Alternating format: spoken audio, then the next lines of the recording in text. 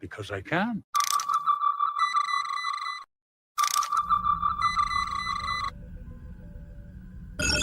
Incoming transmission. Welcome to Saving Star Trek, a show talking about one of my favorite shows, Enterprise. I am Linda Park. I play Hoshi Sato and also Empress Sato. So enjoy this show. I love that it's finding a whole new life on the streaming services. And you better hit that like button or Empress Sato will not be happy. I mean, she could make a storm happen, and she could really make your life hard. Anyways, enjoy the show, hit that like button, and thank you for being a fan of Enterprise.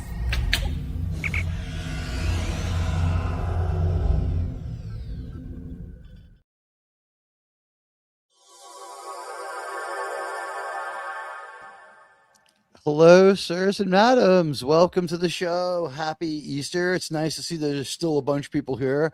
If you're driving tomorrow, please, your like and follow still counts. We would love to have you among us as one of us. We're so glad that you're here. I'm so glad that we had what I consider a success for this channel. We went to 1,000 views in just 3 days. It was a certified hit. The Roman Triumph, Shawn, JT, Germ, what did you guys think of our Roman Triumph before we get into all the news about Star Trek? Yeah, it was one of the good Roman emperors. Sean's triumphs. flying time. Sean did not see Caligula. the video. No, I didn't see the Rome. Which one did you put one? I uploaded a video of us having a Roman Triumph. It was from before you arrived. Oh, okay. It's, you know what? I think you'll like this one. Because I feel the 3 days is over. I won't put the sound on, but I'll show our audience because one thing that I am allowed to do within reason, but not too much, is show things that I myself have put on YouTube. Did you know that I actually have control and ownership over my YouTube? So let's just take a look here, sirs and madams. We had what I did was I was started to make a channel video for you guys. All right. I was making a member video and it got out of hand. And what happened was everybody knows I'm from Queens. And Really? The part of me that's from the same part of Queens that is from Trump and 50 Cent and Run DMC and LL Cool J and all these great hip hop stars and, Public Enemy and everyone else. Like, I decided it was time for me to do a little bragging of my own, and the thumbnail was, the sirs and madams, the thumbnail was, let's just say that Thade didn't like the thumbnail very much, and I'm sorry that he couldn't understand the fun of it. I thought that there was something to be said about our NuTrek Triumph. Sorry, as I have to, but I didn't have, because I only have so many lenses tonight. Like, you guys, it's like not being sponge worthy. It's not that, like, I don't love you. It's just that I don't have a whole lot of lenses. So what can I tell you? Let me see if I can find my. But do you have a sufficient amount of flare for each lens? I do have a sufficient amount of flare. Am I flaring or am I reflecting? I can't really tell. Oh, I'm not sure.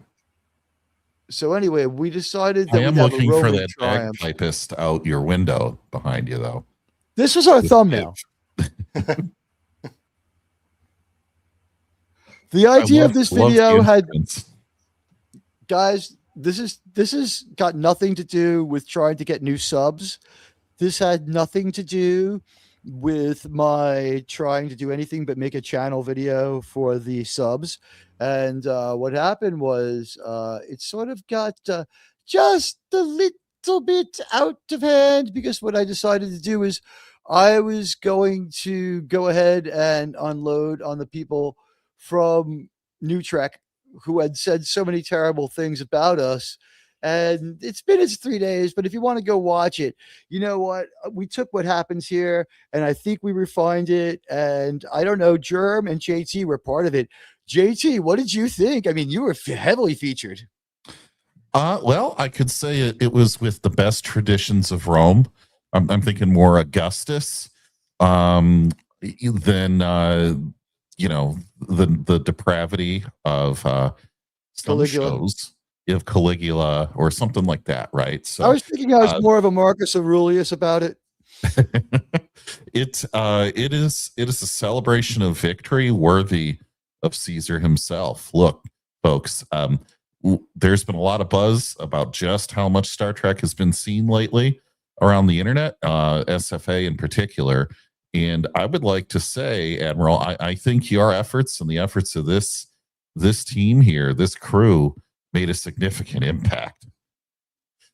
And by crew, that includes everyone out in the chat and everyone who's watching this. You guys are the backbone, right? Like, well, we couldn't have done it without you, and apparently Kurtzman couldn't do it without you either. But so I didn't know if we want to talk about this early or not, but this video represents how many hundreds and hundreds and thousands even of views that Paramount didn't get because we exposed it. Admiral, you're muted, by the way. I can see you trying to talk. Yeah, I realized that, and it was a good time to be muted because I fucking had an outburst of anger. You know what? They could have used those 50 to 60,000 views over the course of 3 years that we siphoned away from them by showing people their show is shit. I would say that if 60,000 people watched it, like 58,000 people walked out of there like, this is shit. They could have used those 60,000 people to get some virility night one of their show. They had enough interest to come to me. Maybe they would have had a device and watched it.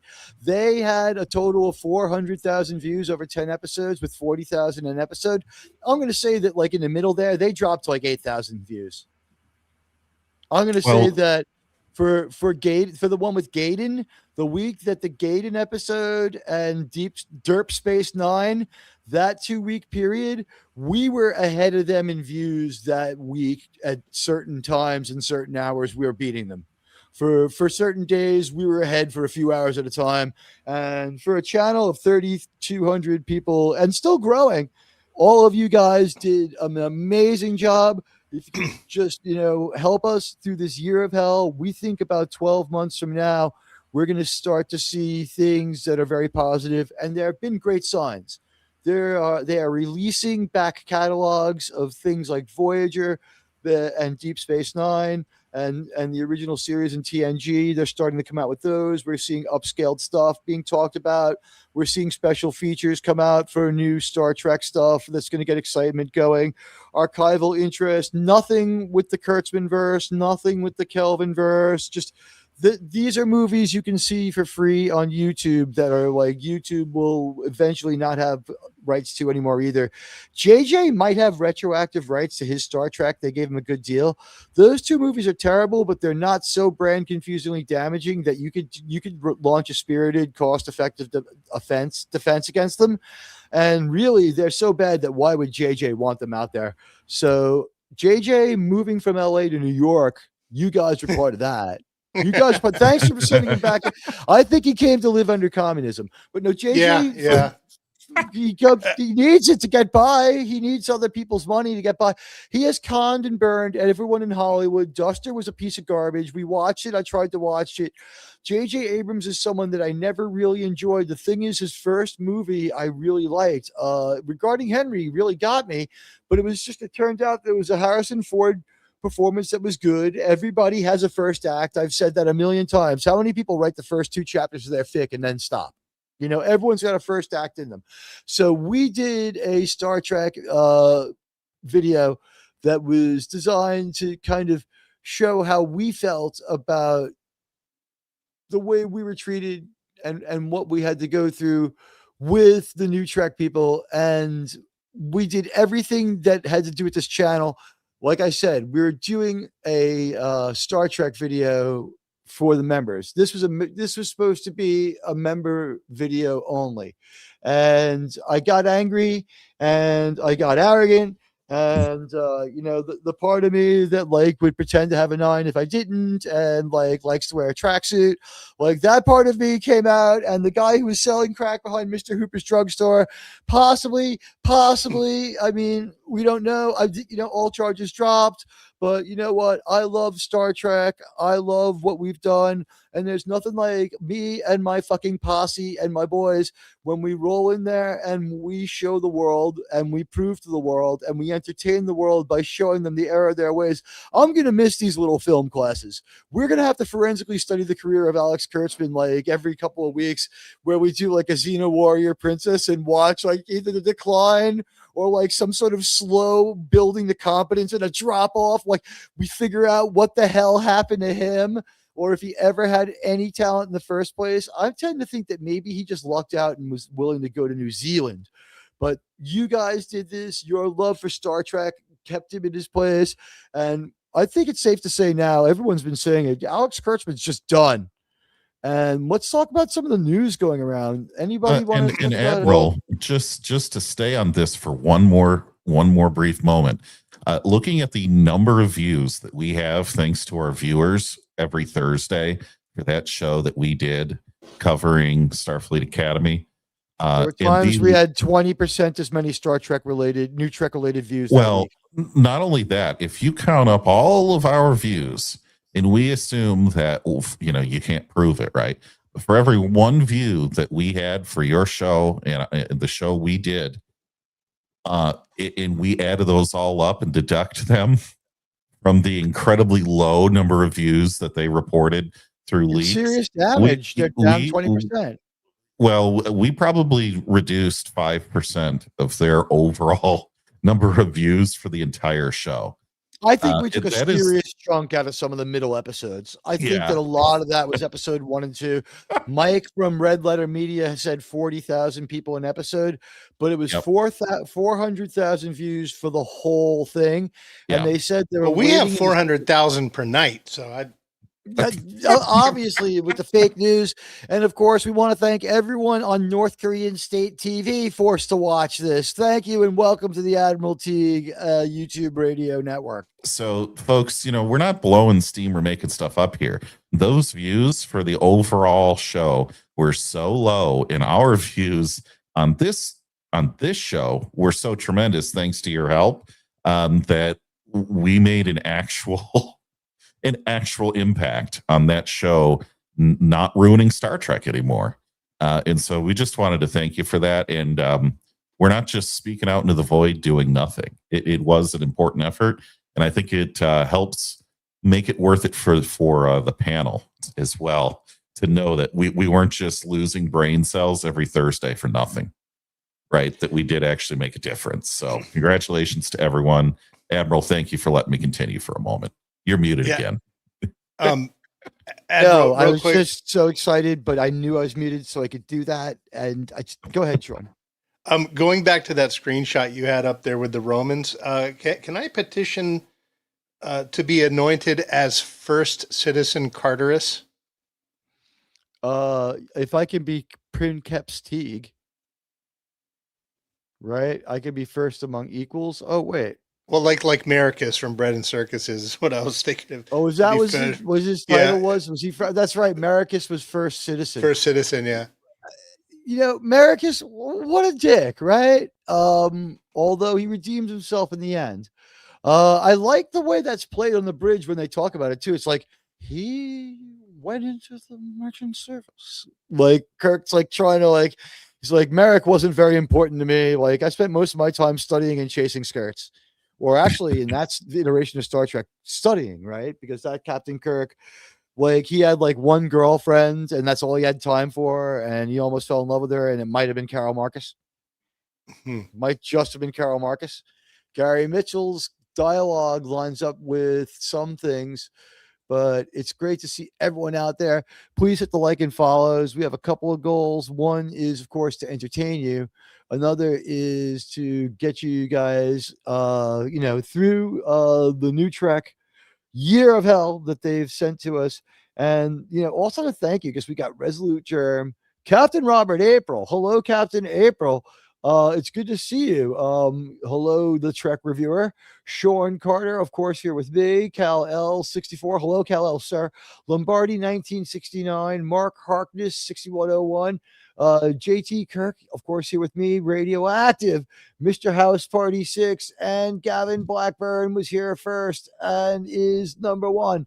Guys, you're all number one. We did it together. You are our core supporters. You guys have been here for it all, through it all, for us all. And you have helped us keep this show the most, dare I say, authentic Star Trek review show of all. And here we are on the Saturday night before a major holiday for the two best Abrahamic religions, my favorite two. And, what can I tell you? They're my favorite too. And Captain Fandom Nerd, who's been part of so much of this, is here with us. It's great to see the great Captain Fandom Nerd, who is a fantastic guy. It's great to see you, sir. Sir, we were just talking about all the help that this community has given us in moving the needle. Look, they did it to themselves. They set themselves up. This was like, I feel like Patton here. I think I need the media. Hold on, Shawn. I got this one. Oh, you got it? Okay. I got it. I'm poised right over it. Here we go, guys. It was the cope that made me know that they were through. The terrible cope that they threw in the face of the average Star Trek fan. He doesn't drink glory. He just wants to be out of this in one piece and have good Star Trek again. We don't have to be treated like fools and have the expositions fed to us like we're idiots anymore. We don't have to take it. And I think these stars look better on a brown shirt, but that's not the point. The real point here is that we were called so many names by these people. We were told we were the problem by these people. And then what did we find out? They were unpeopled by the fact that they were never people to begin with. They didn't exist. They were statistics that were made up. There are a few real Star Trek fans. Then there are a few real NuTrek fans. What can I say? For the most part, you're all pretty nice, but y'all easily pleased, and you deserve better. And if you've taken this trip with us so far, you're going to see some great Star Trek ahead. And we have banished Kurtzman from our lands. We have driven him from the final frontier. And if we have to suffer through another year, we will do it as a team and as a community. We have hope. We have the original writers on the edge of continuity. Today, I contacted Mike Sussman from Star Trek United, and I sent him this letter at 1500 hours today. Wait, hold on, Admiral. Before you do that speech needed. So say we all. Thank you. Say we all. There we go. There we go. Thank you. Oh, there's something else. There's something in subspace. Admiral Teague, incoming super chat. Oh, hey. Let me take a quick look at that one. Thank you so much, Resolute Germ. Hey, with the 99-cent super sticker starting it off. Buddy, thank you. Friend, pal, I don't know what to tell you. At 1500 hours, and of course, X is glitching out and forcing me to pull up the actual document that we wrote. We workshopped this together, guys, but this is the communique we sent to Mr. Sussman. There is no secrets with you, our audience. This is the secrets we said. This is the communication we sent to Mr. Sussman. It goes as follows, and I want to thank everyone on this show for being part of crafting it into its final form. There's 2 drafts on the final page. I believe this is the one I sent. There's no major difference. Here we go. Dear Mr. Sussman. Whoops, let me just increase the font size there for Admiral Teague's old eyes. Dear Mr. Sussman, thank you so much for stopping by our Saving Star Trek Enterprise discussion a few weeks back on the Saving Star Trek show. Your presence is a great honor and a confirmation of the grassroots efforts of Star Trek fans, that Star Trek fan, a grassroots, and a confirmation that the grassroots efforts of Star Trek fans continue to have enormous impact on the direction of the franchise.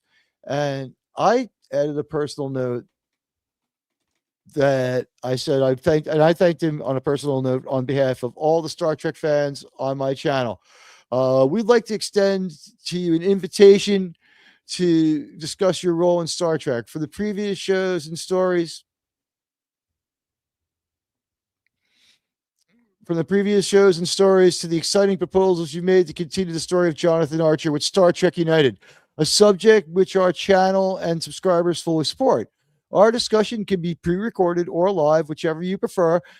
And we said, we'd be happy to, be fair and open with him, and also let him have, a few guidelines, because we don't want to tank this thing, and he's the professional and we're not. If you're available for a discussion, we would still like to promote any projects, and we'd be happy to play any pre-recorded message you may be able to provide if you're uncomfortable talking to us. Our show has been running consistently for close to 2 years and has continued to grow in scope and viewership. Our subscribers and we feel that you are the right person to get the Star Trek franchise back in orbit. So anything we can do to further that cause would be an honor and a privilege. Again, we thank you for saying hello to us in the chat. As fans, it was an absolute pleasure. And as for your channel dedicated to preserving the true nature of what Star Trek franchise is about, we hope to help you in any way we can. We believe in Star Trek United. We look forward to your response. Sincerely, Admiral Teague and the Saving Star Trek crew.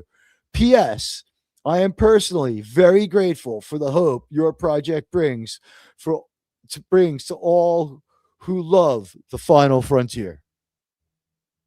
And I want to thank you guys. I didn't do the greatest job of writing that. It was a little better than that one. This was the second paragraph as it was sent.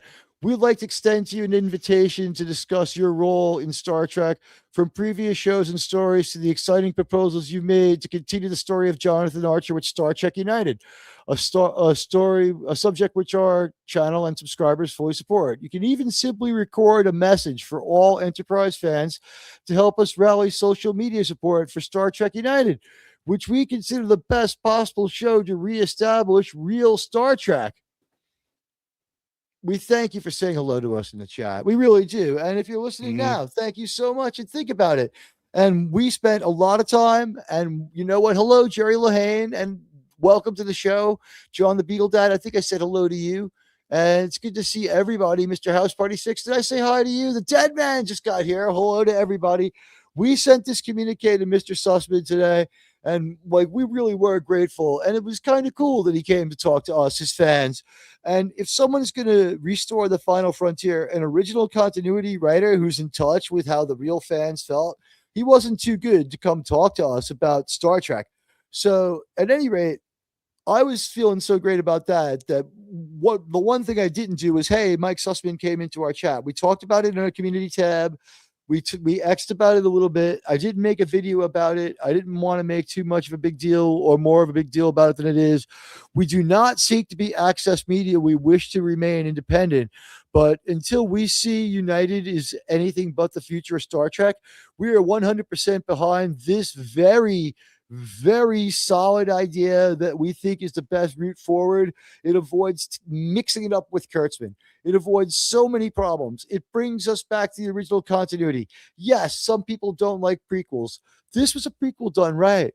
This was a show that we could all get behind. But hey, the Sig Valdison, I see something on the long range sensors. Admiral Teague, incoming super chat. Pop culture is dead for 10 United States dollars, says Sig Volson. Sir, thank you, sir. Sir, I don't even know what I'm doing, sir. We have to send for Albert Einstein to read this super chat. Pop culture is dead. This includes Star Trek. There's no chance of recovery. The message is all the writers in Hollywood know how to write. Thank you for your attention to this matter. You know what? I'm glad to address that directly. We did a check on this one. We did all sorts of machine learning. Everybody rechecked this one over and over. We came up with this. Mike Sussman has made absolutely no political comments of any kind for the last 10 years. We went back as far as 2016. Nothing. He has never tweeted. He has never said anything that can be construed as political. He has not been a signatory on anything. He has not joined a group of writers in a big line to protest, anything except maybe, the right to be a writer. And let's remember, Mike Sussman was judged to be part of the problem by Alex Kurtzman and iced out. So he hasn't been in Hollywood doing anything. The last thing we got from him was a very watchable show called The Last Ship. So he is free of the stain of the woke era of Hollywood. He has the skills left over, and he was tutored from, from Voyager on by the writers of Star Trek. He's slightly younger than me. He's Shawn's age, give or take. And he is ready to be the creator that we want him to be. He's the same age as Gene was when Gene started doing Star Trek. I think that he understands Gene's vision. He brought a different twist to Star Trek. He was able to keep it fresh and keep it from getting boring, but still keep it Star Trek. He understood what made Star Trek beyond an aesthetic level. He understood that there was more to an aesthetic than presenting you with an image too. His aesthetics went audio. His aesthetics went to the musical cues, to bringing on a full orchestra to score the shows, to all the decisions he made. Sigvaldason, NuTrek is dead. Pop culture as we saw it in its aberrational form, this sickly form of pop culture that didn't last, that is dead. And that's why we made this Roman triumph. The battlefield was here. As you know, on this channel, we have a patent tradition. Carthaginians defending the city were attacked by 3 Roman legions. Well, the way I see it, we just vanquished Starfleet Academy pretty completely. So, did you notice that patent actor is none other than Roger Corby? Look, guys, Roger Corby's in Patton. The way I see it, we just vanquished Starfleet Academy pretty completely. So, JT, would you please do me the honor of reading the final monologue from the movie Patton to begin our triumph? We will now hold for you a Roman triumph. For over 1,000 years, Roman conquerors, returning from the wars, enjoyed the honor of triumph, a tumultuous parade. In the procession came trumpeters, musicians, and strange animals from conquered territories, together with carts laden with treasure and captured armaments. The conqueror rode in a triumphal chariot, the dazed prisoners walking in chains before him. Sometimes his children, robed in white, stood with him in the chariot or rode the trace horses. An indentured person stood behind the conqueror holding a golden crown and whispering in his ear a warning that all glory is fleeting. So say we all. You heard about the dazed prisoners in chains? Here they are, ladies and gentlemen. These are the people of Starfleet Academy. So then we have a bunch of fun with these crazy, wonderful people who were nice enough to fill out the Starfleet Very Academy. fine people. Very fine. They were being best. They were very fine people. This, absolute triumph brought to you by Sigvaldason. Guys, if you thought that the uploads weren't worth watching, a lot of them are not what you would expect. The Christmas one was pure comedy. It's a Wonderful Life was pure comedy. And thank you so much, Sigvaldason. Oh, and you know what? There is someone in this video that you might have enjoyed. There was an appearance by, and I guess, if I turn the sound off, I can continue to show the video and give people an idea of some of what you get here. I was very happy to make this. This was going to be just for the channel members, but like I said, it got kind of out of hand. But check out some of these people. Well, I have some terrible news. Change.org has a petition that is up to 15,709 signatures.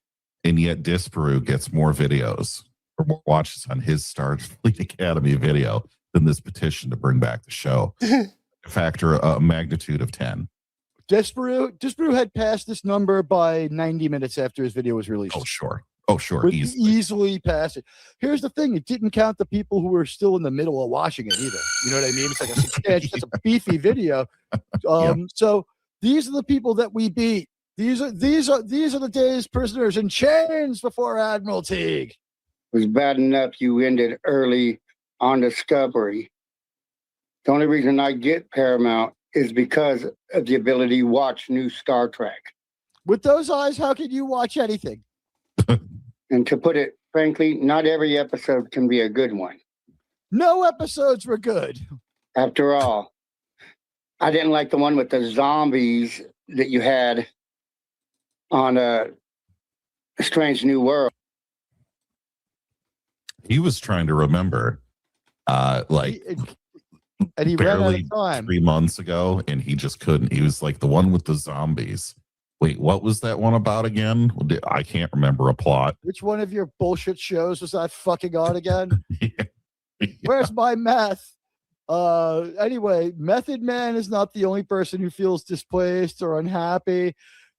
What's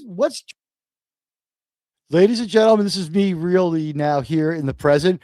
The people of Starfleet Academy, if they weren't so ridiculous in caricatures, it would be sad, but like none of these people, in our opinion, believe this except maybe one.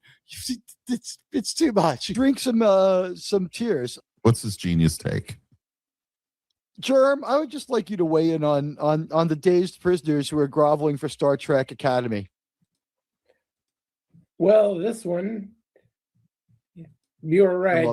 He's connected to the ice cream dispenser. He's a version of Montgomery Scott who failed and drowned himself in Oreos. Here comes another pathetic bag. Here we go. This is important for us to do because Star Trek is our way of seeing the future for what Who's we? it really is. Something. Wait. The future hasn't happened yet, so how can you see it for what it really is? Hopeful and something attainable. You know, I got news for you, Germ. If we wait long enough, we'll be in the future. What do you think of that? Admiral, check this up. Check the back chat. Articulate compared to the meth heads and everything else they scraped off of Fiverr. They did it for like 1 month to watch Landman and like a steel book of Star Trek Discovery to sell. Sir, I believe we're entitled to a $10 million fee for that. And if we keep doing this to shows like Starfleet Academy, we're going to lose. Wait, I thought it was the most, they were all really successful. This would seem that he didn't get the memo, right? It's really hard to do a beg up when none of your shows have ever been anything but the bestest ever. That sense of hope. But let's remember, these are the people who, like when you hear Stairway to Heaven, yacht stickers or Yahtzees. These people have called us every political name in the book. This is what has been said on behalf of people who say they're fans of the show. Not these particular individuals here. They seem lovely, if dumb, but they seem lovely. But these people are part of a fandom that has called me a communist. My father was killed from fighting communism. These people have called us misogynists. Yeah, I don't know where they're coming from. But this woman is the best. Germ is convinced she's reading a script off her phone or that she remembered as much as she could. And she gets us in well under, I guess, what do they give, about 30, 35 seconds max to record your video endorsement? Yeah, I believe it's a 30-second max video. Do they have to approve the videos that come up, or can you just post anything? Academy, please don't take it off. I think you can post whatever you want. This woman is great. Yeah, you can post virtually anything. They do have a filter on it. Yeah, they do. So like their AI checked it. So if I went on and trolled and like I'm signing the petition, but I'm like, I'm glad it's gone. It sucks. Like it wouldn't catch that. You wouldn't catch that. It would catch something like cursing, profanity, or nudity. And then like maybe the people who run this, it would be up to them. You know, because on every super successful change.org, I'm going to bet there's people doing exactly that. They gave like $1 and they're like, yo, suck these nuts. You know what I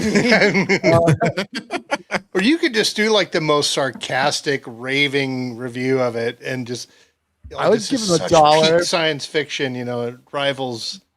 You might have to hit a threshold to leave a video endorsement though. Like these are the people who are in for $5, but Germ thinks that these are the people who are in it for $5 from Fiverr. But if you notice, Trump showed up in the middle. That lady that was talking is probably some crew person's mom. We think it's one of the other Fiverr people's moms. Let's see. This woman is the best. Let's see. Here she is. She's talking now. You got to hear it.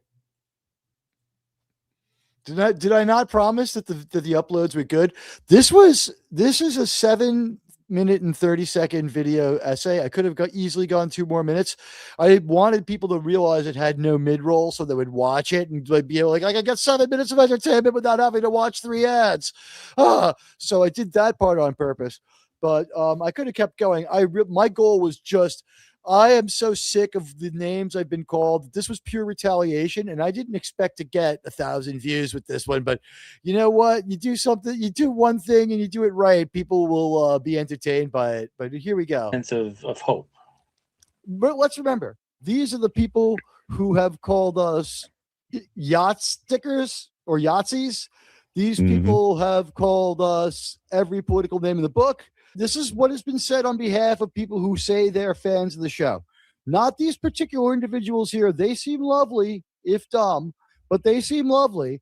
But these people are very part of a fandom that has called me very fine. A communist. My father was killed from fighting communism. These people have called us misogynists. Yeah, I don't know where they're coming from. But this woman is the best. Germ is convinced that she's reading a script off her phone or that she remembered as much as she could. And she gets us in well under, I guess, what do they give you, about 30, 35 seconds max to record your video endorsement? Yeah, I believe it's a 30-second max video. All right, so here we go. We love Starfleet Academy. Please don't take it off. Yeah, doesn't she seems like a 20-something-year-old. She seems like the 20-something-year-old that they're targeting with that crap. Like this woman has nothing in common with any of even the vernacular they're using in the show. Some of these people, I question their capability to even log into a streaming service, let alone be like huge fans. Yeah, she's looking at it like, where's the thing? I honestly think what happened, she can't figure out how to close the door of her car, and let alone give this testimonial. I think what happens is Durham says there's a site called Fiverr where you go on there and it'll be like, take 60 surveys and get like a month free of Disney Plus kind of a deal. Like these are the kind of trade-off. I'm not saying that's on there. I'm saying that's the kind of trade-off they make you, or $5 US for this, right? So he thinks that they went on Fiverr and said, go make an endorsement and sign the change.org petition. And these people just like, they couldn't pass up a bargain. You know what I mean? It's like, oh, my coupon for a month of Paramount Plus. Oh, I'll watch that Landman show I heard about on the Admiral Teague show. Yeah, that lady there she probably does what my mom does, is like when she's using the phone, she'll push the phone harder to get it to do what she wants to do. Yes. It's like my mom. It doesn't react to pressure. Right. My mom is still up, like hung up on the remote control. Forget the phone. So this woman, she goes on. Has right now, and she meant to say she's. I like that. Right. I like that we hear the door open chime. Oh yeah, the door chime is amazing. The door chime is like the what do you call it? It's sort of like the low battery in your smoke detector for the car video. Like the trashy apartment video is the low battery smoke detector, and like the out of touch and a little too unhinged car video. Because even though she's calm, she's unhinged. It's like, what is she doing that made her do this? Is her grandson like a crackhead who made her do this so he could get some $5 off Fiverr? Or does she just want her Paramount Plus so she can watch like Real Housewives or something? Exactly. There we go. One ping only, Mr. Carter. Well, here's her testimonial. And she's like, it's the only thing that Star Trek has right now, is what she meant to say. we want to watch it. Please don't take it from us. We have to see this again. Please it's so out don't of take touch. it from us. Please do not take it from us. I want to hear hear from her in the full one, because we keep pausing to make fun of her. Well, I mean, if I don't transform this video, this creator could strike my channel. Oh, well. I almost made fun of her the same way that I made fun of her in the video. All over again. Oh, boy. All right. Well, listen, we're almost at the end, guys. Listen, you're allowed to laugh. In the words of Negan, you can laugh, you can cry, but you can't look away. Let's just run out the end of the video, and we'll explain to people what the experience is like if you watch the uploads from the show. I tell you. it. Yeah, Please don't take it from us. definitely reading a script. And I haven't. This guy's new. Do we want to hear what this guy has to say? Let's see. I'm a big fan because I believe friendship and discovering people's realities could be. Sir, I need you to put your hands on the side of the car.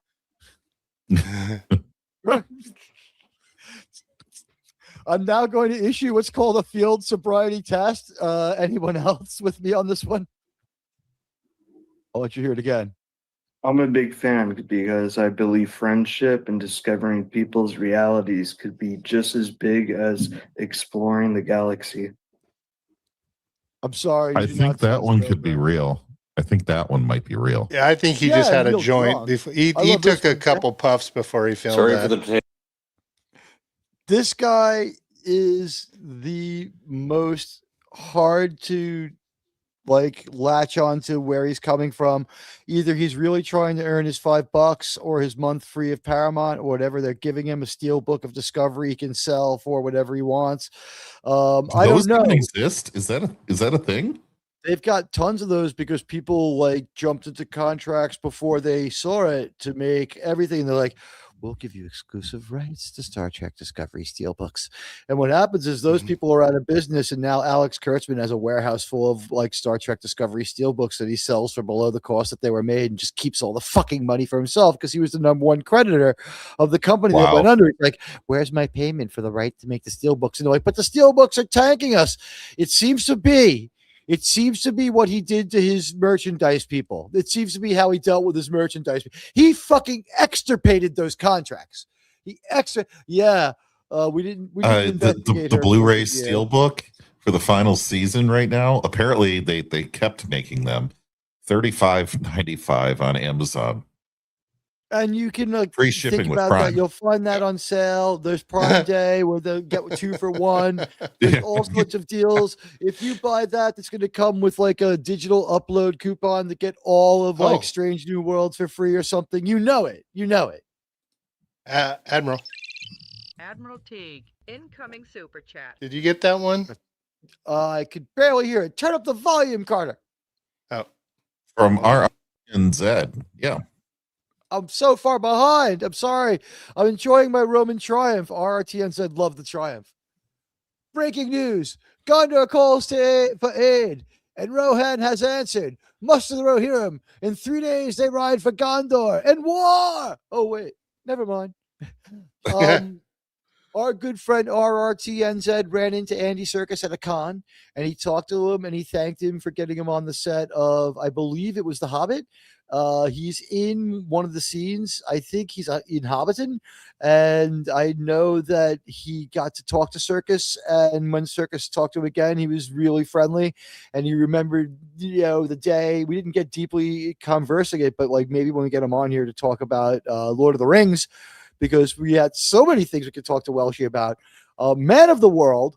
And we thank you for the $5 super chat. And he saw Andy Serkis, and what he says is he's a believer in Serkis's passion for Hunt for Gollum, and that one might be for real. And on another show, they didn't really like me saying this, but I go by this. Sauron Colbert, you heard that one here first. Sauron Colbert's Lord of the Rings show is looped in through the bad reboot people who are the Star Trek Discovery people who are doing Rings of Power. I believe his isn't that Lazy project Steven? is Rings of Power. Lazy Steven. If I was a politician and I was running against him for any sort of office, I might call him Lazy Steve, or Unwitty Steve, or Dull Steve, Bigly Steven. Colbert. The name is Colbert. Captain Robert Abraham. No, I'm not reading a script reading by someone else in exchange for weed. Wait till you hear what he says. I want you guys to hear this guy. Check this out. He needs to be heard, and boy, he has never been heard before. This one. Sorry for the potato quality, but what I wanted to say is that Star Trek Academy is the first time I've ever felt heard. Oh my God! Bill transphobia, homophobia. I've been watching Star Trek since I was 4 in '87. You didn't even get the title right. Star Trek Academy. That's a video game. That is a video game, and it stars none other than Bill Shatner in the movie uniform. It's actually a really fun game. Fucking idiot. Is there more to him? Is there more of his? Check out his. I re-racked his testimonial because he gives his 30-second talk. Here we go. I love this one. Sorry for the potato quality, but what I wanted to say is that Star Trek Academy is the first time I've ever felt heard. Oh my God. Dealt with transphobia, homophobia. I've been watching Star Trek since I was 4 in '87 when TNG came out. I remember seeing real Star Trek when I was 4, but that's about it. I think Nagilum scared the shit out of me when I was like 4 years old, right? Can we send Nagilum for these people? Admiral, I think you can go with these full clips at their 30 seconds because it's not copyrighted material. Well, but the Admiral's great at sharing copyrighted material. Oh my God. Don't tell people about that terrible habit I have. Oh no. Sir. Admiral Teague, please stop using copyrighted material. Good shot, Mr. Carter. You know what? This is what makes for a fun night hanging out, talking about Star Trek. We're going to sum this plot up right now, just in like a quick conversation, because this episode is not enormously complicated, but it's enormously enjoyable, in my opinion. This is an enormously enjoyable hour of Star Trek when we get to the episode Bound. And I think that maybe some of the best acting we can't underestimate. Let's cover Mr. Reed because we don't want to cover the ladies. Let's not underestimate that Mr. Prideweather was convincing when he was like, "Oh, when I saw those ladies, oh man, was I? I can do it, Mom." It's like Trump lifting the weights. Well, before we get to the episode, reminded of that. He did a more convincing job than Sulu does in Mirror Mirror when he's trying to hit on Uhura. Remember? I thought he was a convincing Studley spaceman, to be honest with you. But guys, that was Admiral Teague's Roman triumph for the other video. We'll talk about the implications of that later. But wow. Speaking of Romans, just to go in here, there's a famous Roman said something once, which I think fits all those little videos we saw. And here's the here it is. Nice, not thrilling, but nice. Is that Tom DeLuise from History of the World? Yeah. He is awesome. That was the best line of the movie. The way, not thrilling. Not thrilling. No, it wasn't great. Admiral Teague, incoming super chat. Oh, my gosh. Thank you. Let me clear the screen. Hold on, guys. RRTNZ says, into the show, Colbert poured his polemics, his agendas, his tone-deaf inability to see what we don't need, that we don't need another LOTR show. Well, at least not that one, because what you said about the hunt for Gollum, that doesn't sound like, it's not a super exciting part of the book. It's like glossed over in like 2 pages, but one it's like show, a paragraph or something. It's no, because he alludes to there's a long captivity where the elves try to rehabilitate him, so you could build on that, and also that they get to the point where they feel bad for them. So you know who I think one of the keepers was Orlando Bloom. So you would naturally have him in that story. So the hunt for Gollum is a promising thought if done right. The one that scares me that I think will suck is the Sauron Colbert version of Rings of Power. I think it's going to be a Rings of Power tale where they do what no one wanted done ever. The Bombadil sequence.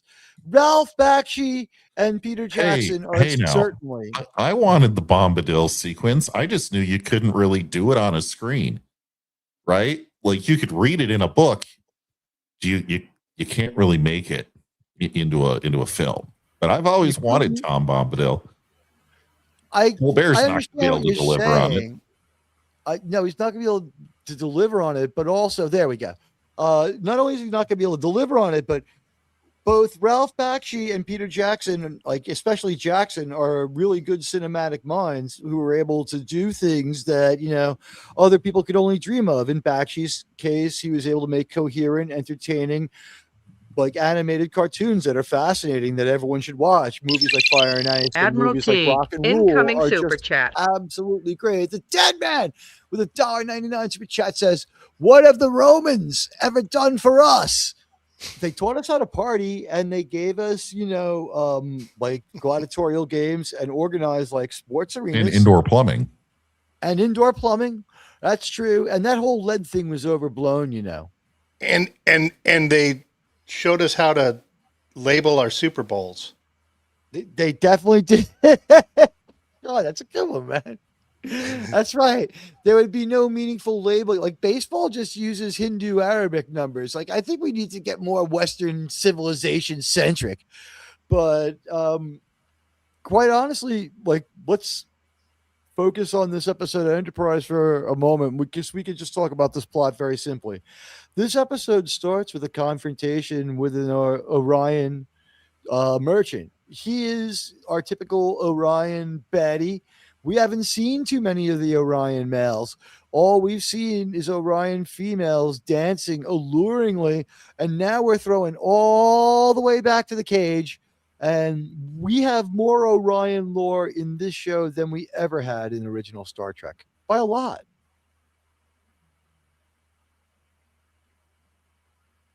Yeah, and they fill out pretty well.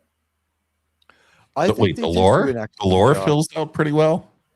Oh, that too. The Oh, ladies okay. go out quite well themselves. Absolutely. The ladies look absolutely great. By the way, does anyone recognize the primary seductress? We've seen her in 2 other episodes of Star Trek. She played not a major character, but a character of major importance to a major character. She's a family member to someone in Deep Space Nine. I looked it up earlier and go ahead. I can't think of it. It's Goldicott's daughter. Oh, the one that Garrick was kind of the one who's the alpha who's like has almost all of the lines. Not the one who goes to the engine room. Yeah, gosh, yeah. The one who goes to the engine room. Admiral Teague, incoming super chat. RTNZ, well, she thanks, says, besides roads, education, public order, and sanitation, and some fantastic military tactics that I value to this day. You know what? Let's talk about the Roman military tactics just for one moment. How did the smallest people in Europe end up conquering all of it? All right. All right. And also, we're going to charge you. One more thing they fire at the bad guys. They gave us the uses of arches in construction, and without the Romans, we could never have had a captain archer. Also, arches. One of the very first plays ever was called Brotherus Marius and Super Brothers Marius. Those were 2 of the earliest Roman plays. Super Marius Brothers? The Super Marius Brothers and the Super Marius Brothers versus Jupiter were 2 of the earliest plays. Lost to us now. Unfortunately, that infinite replay didn't last forever. But the Orion ship is beating on the Enterprise when this episode starts. And we start out with a great combat sequence that's in the spirit of Star Trek. And they're outgunned. And it's immediately obvious that our pals, the Orions, have superior, at least weaponry, to the Federation. They're beating up on the ship. I don't believe they actually fight in the beginning. No, they don't. That's later on. Sorry. But no, the reason why they send the women is because, well, ostensibly, the reason why they're going to, well, it'll ruin a lot of the episode, but they are well matched with the Enterprise, but they can't afford a direct engagement, which sets up the whole rest of the episode, right? They might not win a direct engagement. Here's the deal. These women are being sent to the Enterprise as a gift to Captain Archer. And as I share this image with you guys, I would just say it is a truly excellent image. And, I just, rather than waste her time, I was watching a show today. It doesn't matter how big the screen you share is. They don't care about that shit. That means absolutely nothing to the people who decide whether or not your content is authentic. It doesn't mean shit. Look at how cool the Enterprise looks, though. That sequence, we've seen them use it to open a couple of episodes, and there's always some great music playing, but it looks fantastic. Let's get back over here, sirs. And I want to thank you. That moment of Enterprise motion is brought to you by our friend, RRTNZ. And you know what? The Dead Man, too, because you know what? He's here with us and helping us celebrate Star Trek. And I'm sorry, I did have the situation confused. There is a confrontation, but Archer manages to talk his way through it with a little bit of diplomacy. And the Orion captain wants to speak to them on his ship. It's noted that the last time we've spoken, and our beginning happens in this sequence when we kind of have this, like we're having a dick measuring contest with the Orion captain, and he's sort of a dick. And Archer is absolutely convinced that he can get a better outcome by talking to this guy than having a fight with him. And I think that it's an interesting conversation to be had about this episode. What do you think? They're trying war by other means with their spy mission. These women are actually spies. We're assuming that you've seen this episode already. What they don't know is Orion society is quite different from the society that we live in. And in fact, Orion society is female dominated. And in Orion society, the men are the ones who are, as they say, they use the words, we in our society, you've been living under a misconception, Captain. We are prisoners too. It's basically how he puts it. It's more that they're not really, the slave girls are the ones in charge, and they just need to sell them off to help with their libidos. But we're also led to believe that there's other women like sort of pulling the strings. That the matriarchal advantage that goes to the Orion women extends to dominating the males of their society. The guy says it. You've been living under a misconception, like we are the prisoners in this society. The men are in control, but the women control the men. Yeah, the men are allowed to believe they're in control, and the women can inflate their minds. Like California. Hey, how many Orion women does it take to bring down the starship? 3. It is. I'm thinking of the Tootsie Roll commercial with the owl. 1, 2, 3. It's by the way, Admiral, I have an appropriate hat on now. There you go. You've got your Roman hat on. Yeah. Here. There you go. Oh, wow. This is your camera is great at filtering out the background too. I don't have my green screen up, but this is the hat my dad would put on when he would get trashed. It's not. He would literally put this thing on. You got to turn profile. Nice. For a moment. Nice. There you go. It's not picking up the full insanity of the helmet. You might have to kill the green screen for the full insanity of the helmet, but I'm pretty sure I see what it is. It's got the feathers sticking out sideways, like horns almost, and it's got the crown so that you can't. It's a movie prop. It may have come from Ben-Hur or something because he knew somebody We're in all those movies. It's a very nice Roman pimp. Yeah. You know why it could be from one of the different groups. It's not a Roman's helmet from Ben-Hur. It could be a Roman equestrian.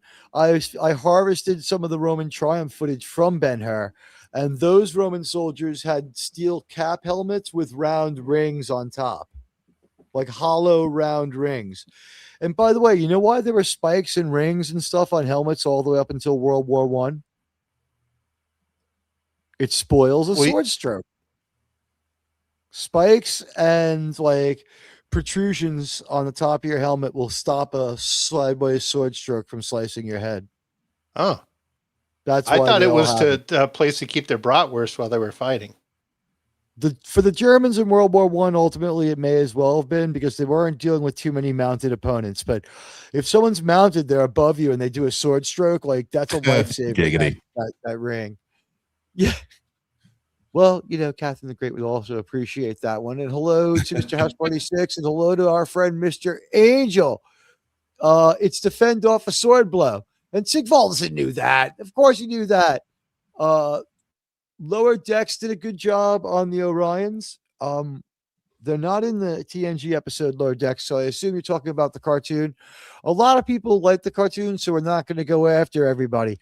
A Putin scar, or are you talking about a Gorbachev scar, Shawn? No, that wasn't me. Oh, JT, are you talking about the Putin scar or the Gorbachev scar? He was the one with the weird... No, that's a T at the end, not an R. Oh, I don't think so. And so far so good anyway. So you know, who knows? Some people change. We'll keep an eye. I don't think so though. Let's file that under Admiral Teague's insane theory. At any rate, these three Orion girls on the Enterprise are ostensibly property of one Captain Jonathan Archer. Can you imagine? Let's put this through the Kurtzmanizer for a moment, gentlemen. Please speculate what this episode would be like through the Kurtzmanizer. They simply would have taken the ship and they would have been grateful for it. And then for the rest of the series, we would have just been like, they would have had the main character that likes to bite people's ears off and delete them while he's a teenager. They would have had him with no shirt on, and then everybody else like super covered up. And that would have been the whole episode. Colin Trenier would have been, Connor Trenier would have been shirtless by now already. Well, and Mr. Reed would be shirtless. It would have been the gay version. Like literally, it would have been the gay version with Gaiden and the guy from the War College and the guy that vomits sparkle glitter, all fighting over some new gay guy alien that shows up. And that would have been the whole episode. That could very well have been the whole episode. Yeah, that would have been the whole thing. And it could still be. We still have the second half of season 1 to suffer through. You know what? We do have a little more NuTrek in the pipeline. We have 22 likes. We have a goal of 30. When we get to 30, we'll absolutely rearrange so that we're not blocking the women, although we will reconfigure very shortly anyway, because I can't stand it either. But we need to do this for a moment so that I can just mess around with the video and keep an eye on it so we can use it as needed. We can take a good look at the Orion male and really just in all his glory. Here he is, the male Orion. He's captain of the ship and he thinks he runs it. Is that basically the way you're saying it is, Germ?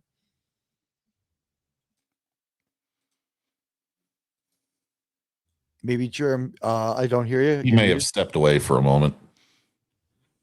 All right. Well, our working theory here is this guy is captain of the ship, but only thinks he runs it. The Orion females, let's just say the female of the species is far deadlier than the male for the Orions. No, Admiral Sir, is this a different actor? Is this a different actor than the Orion we saw a couple seasons ago or last season, picking up T'Pol and holding her up during the auction? You may have seen him on Sons of Anarchy. His name's William Lucking. Okay. Yeah. He's also not the Big Show. He is not the one that picked up T'Pol. He was in MASH? Thank you, Jeremy. Yeah, and the A Team, and he was in Deep Space Nine as a Bajoran named Furel in a few episodes, or Furl, Furel. Yeah, I guess. I don't know. I mean, you can see him here. Here he is in all his glory. But you know what? As we proceed with our NuTrek interpretation, okay, things are as I thought they were. I just wanted to make double sure before I advance the video. And you know what? Just because she's so beautiful, let's just take a moment here. We talk about her outfits. We talk about how beautiful she is. We talk about her role in the show. And we talk about how really Star Trek made a mistake with the way they used Jolene Blaylock. And here she is, and they're making yet another mistake by having the camera angle that way. It should be above her or something. But she looks beautiful, and she's quite competent, and she's doing some very good acting here. She was good as this character out of the gate, but this character has come, it's been a long road for the T'Pol that we met in the Vulcan embassy. Anyone want to comment on T'Pol's character journey, which is nearing its completion as we get ready, as we hit these final episodes of Star Trek? It kind of flattens out a little bit. Like, we've kind of seen everything there is to see with her arc. It seems, It's not arcing, but the place, I guess the arc is pretty complete, but the place where she's at and the things that are revealed about the way her personality is now compared to the way she is in that Vulcan embassy, she is completely different. She makes a pun in this episode. Well, and once she makes her covenant with Trip, her arc is kind of over, and then it just becomes a story of the arc of her covenant with Trip more than anything else. And coveting that arc.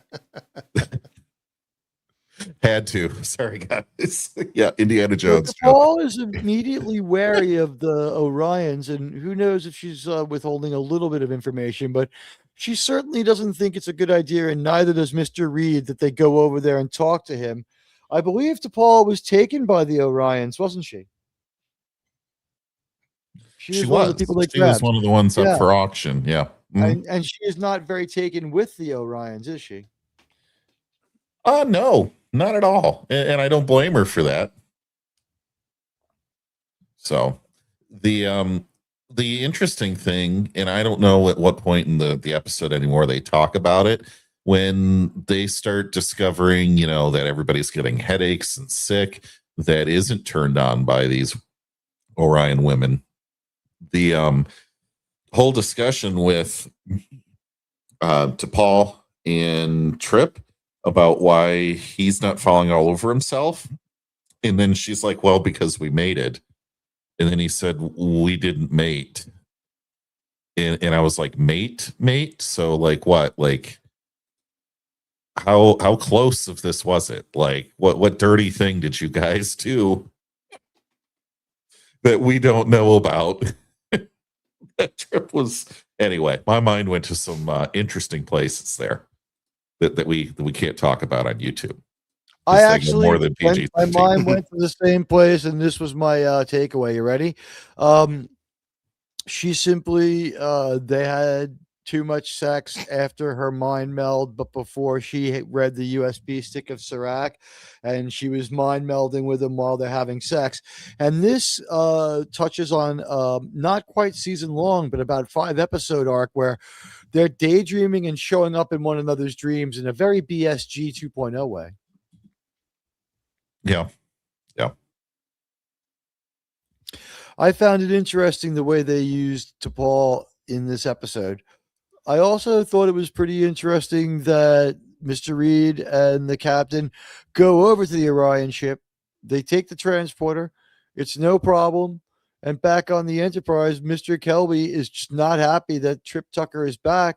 And he... Admiral, you're not showing the slideshow there. I'm not, I know. Oh, okay. At this point, I am not showing the slideshow. Oh, okay. I saw it moving, and I saw them sliding through over there, and then I I like to jockey it to a certain point and make sure that it's where I want it to be before I share the slideshow. Okay. I like to I like to put the slideshow very very slowly after 9 a.m. on Fridays. No, the slideshow, like sometimes I have to actually play it a little bit, and I don't. It's jarring for people to just jump through the slideshow on the show. So, I pull it down, and if you ever see it jumping around too much Sir. while it's on the screen, let me know. You may have gone a bit too far in a few places. Shawn, sir. Okay. Yeah. And also, who is just like, that person's name was once Maya 3. A taste of Armageddon for you. Transitioning. That's what you call it, Anon. Anyway, they transition over to the Orion ship. And meanwhile, T'Pol and Trip are having a talk about how everyone's, back on the Enterprise now. And she's, are you okay with me? I dressed up in my Christmas colors. I'm wearing red and green. Is it okay? And he's like, maybe we should just give me my space and leave me alone. And I don't really need to be, anything but civil to you. Like, just, go and do your own thing. I've got some stuff to do. And they're like, in the captain's absence, let's just coordinate. And he's like, we can absolutely work together. The real thing about getting these three over there, I don't think Archer properly understood the art of the deal.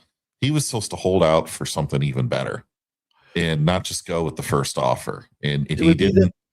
He didn't walk away and get angry and really wait for the best deal. So reading comprehension, not one of Captain Archer's strengths here, but you can be in charge of the engine room for as many cat suits as you can buy and $1 a year.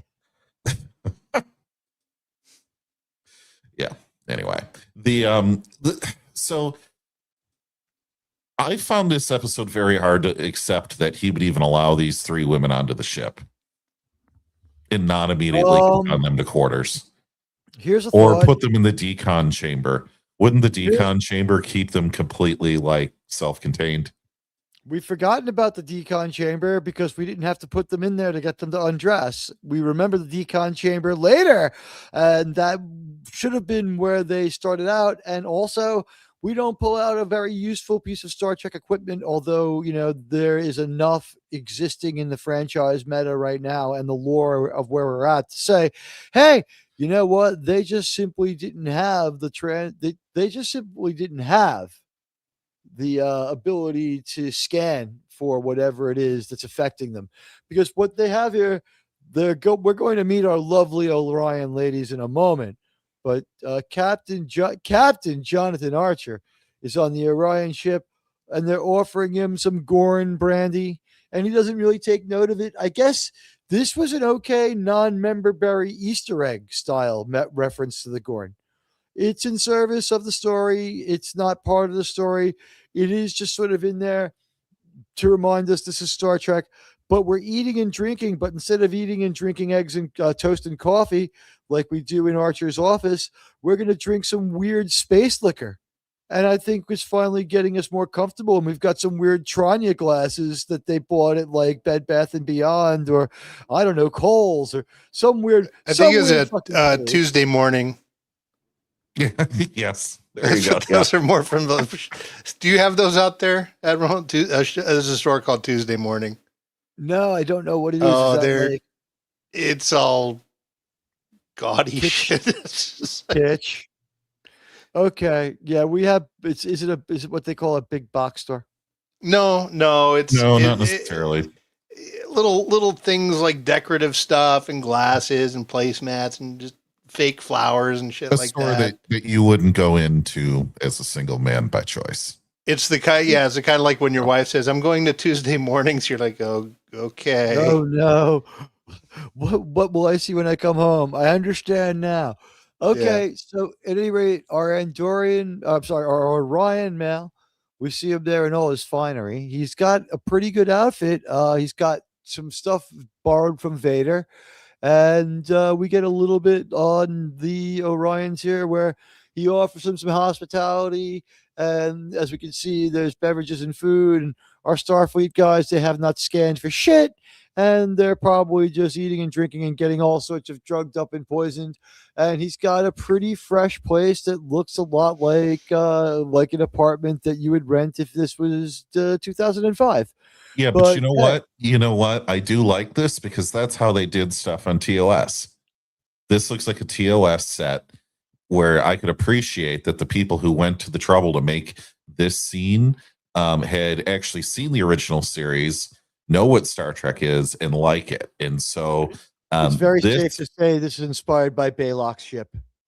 Yeah, yeah. And so I'm like, okay, that's totally believable to me. You know, you can make jokes that, yeah, it doesn't really look like a vessel in space, but you know, that's how this society would decorate the inside of their ship. And they even make a comment about it. One of the 3 Orion women make a comment like, this ship is so sterile and cold.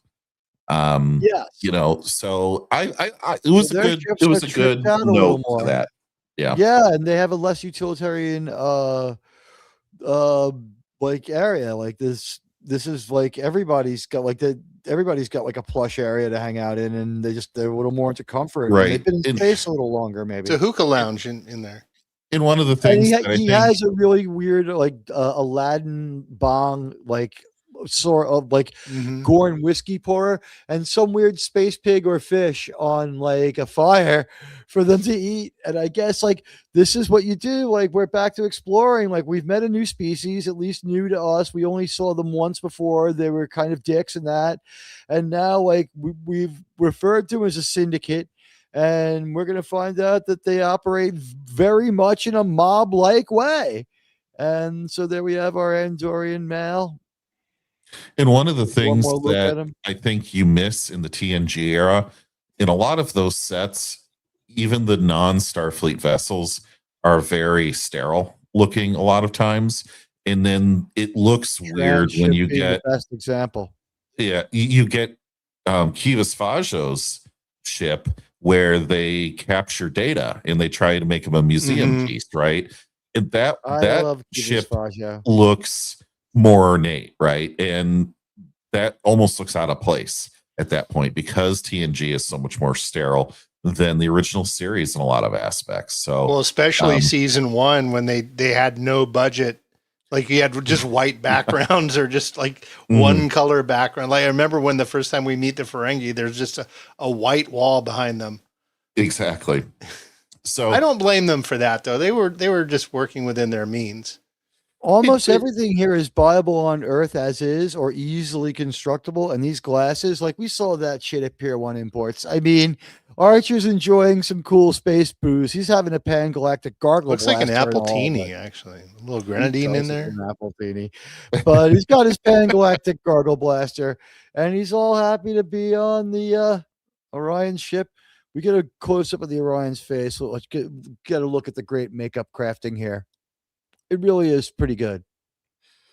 So it may seem a little odd to see this in what I would call the end of the TNG era, but it is an improvement over what you'd get a lot of times. DS9 even was a little sterile, and that was a non-moving space station, right?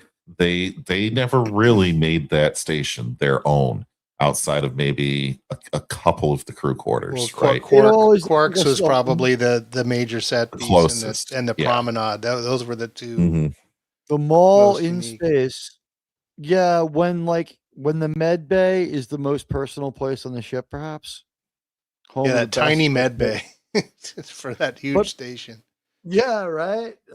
I guess Julian planned to do some frontier medicine and really just like treat people in the med bay when he is like, you know, he's like, I'll bring a med kit to the cargo bay and treat people there. Real frontier medicine.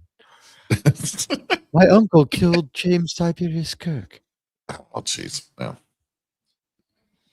All right, so Archer, the Dead Man has a good point. Real quick, the Dead Man has a good point where he says it's a callback, not a member berry, which is true because it was just a little thing. It didn't have anything to do with the plot. It's just a reminder. Because Easter egg is too vague too. It's a callback. Thank you for reminding me of that term. It's like a poetry. It comes back to. Yeah, and it just kind of reminds of continuity. You know, it's not. Hiya. It's not like putting 100 references to TOS era 1,000 years in the future. It fits the timeline. It fits the timeline, and it's fun. So at any rate, this conversation progresses between Archer and the Orion. He has himself a nice spread. There's some food there. They do eat a little bit of the Orion's food. And he's like, let's get down to business. Sir, we want free trade. It's basically the essence of the conversation. Like, you don't need to be attacking us. We don't need to be attacking you. And this guy's like, you know what? Maybe you're right. Your acclaim has preceded you. And because you mitigated a couple of problems for us and you've been kind of a real help to everybody, we have a wonderful surprise for you and all of your friends from the Enterprise. We have a gift for you, Captain Jonathan Archer. These two droids. Oh, wait, no. If only. Both have served me well. Both are hardworking and will serve you well. Yeah. Okay.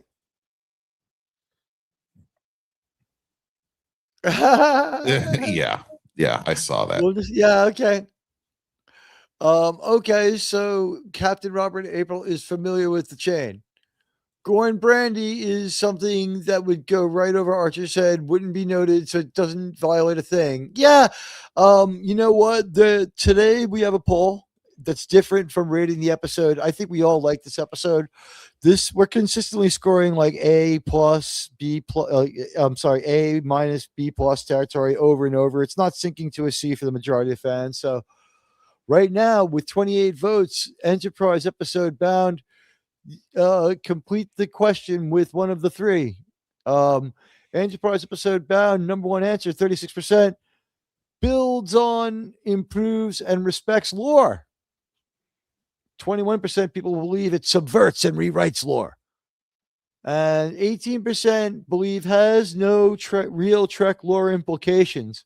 I would say both builds on and improves and has no Trek lore implications are equally true. There's not much to really subvert and rewrite. What do we know?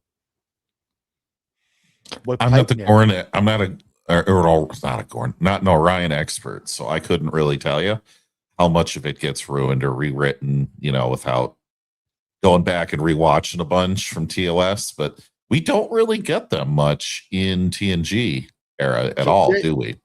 JT is in fact a racist. He took his semester away in England, but he took it in like a southern part of England, and he's like, "They're very different there, sir. It was a foreign culture to me."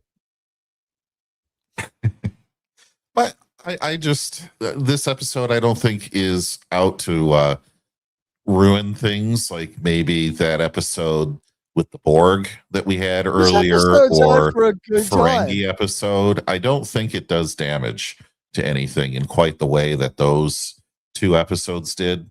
This episode got for a good time. It's about speed, the need for speed, and girls, like fast ships and fast girls. Like, this is like the Deep Purple song of Star Trek episodes. It's about fast times, fast cars, and fast women. Where we've got now a gift made to Archer, and guys, when you see it, whoa, let me tell you, these are some pretty banging indentured servant girls, to the point where we really need to just like give you the best view that you can see of them. There you go. I mean, they are lovely, and I appreciate that the male straights were thought of by the creators. Anyone want to comment on our Orion indentured servants?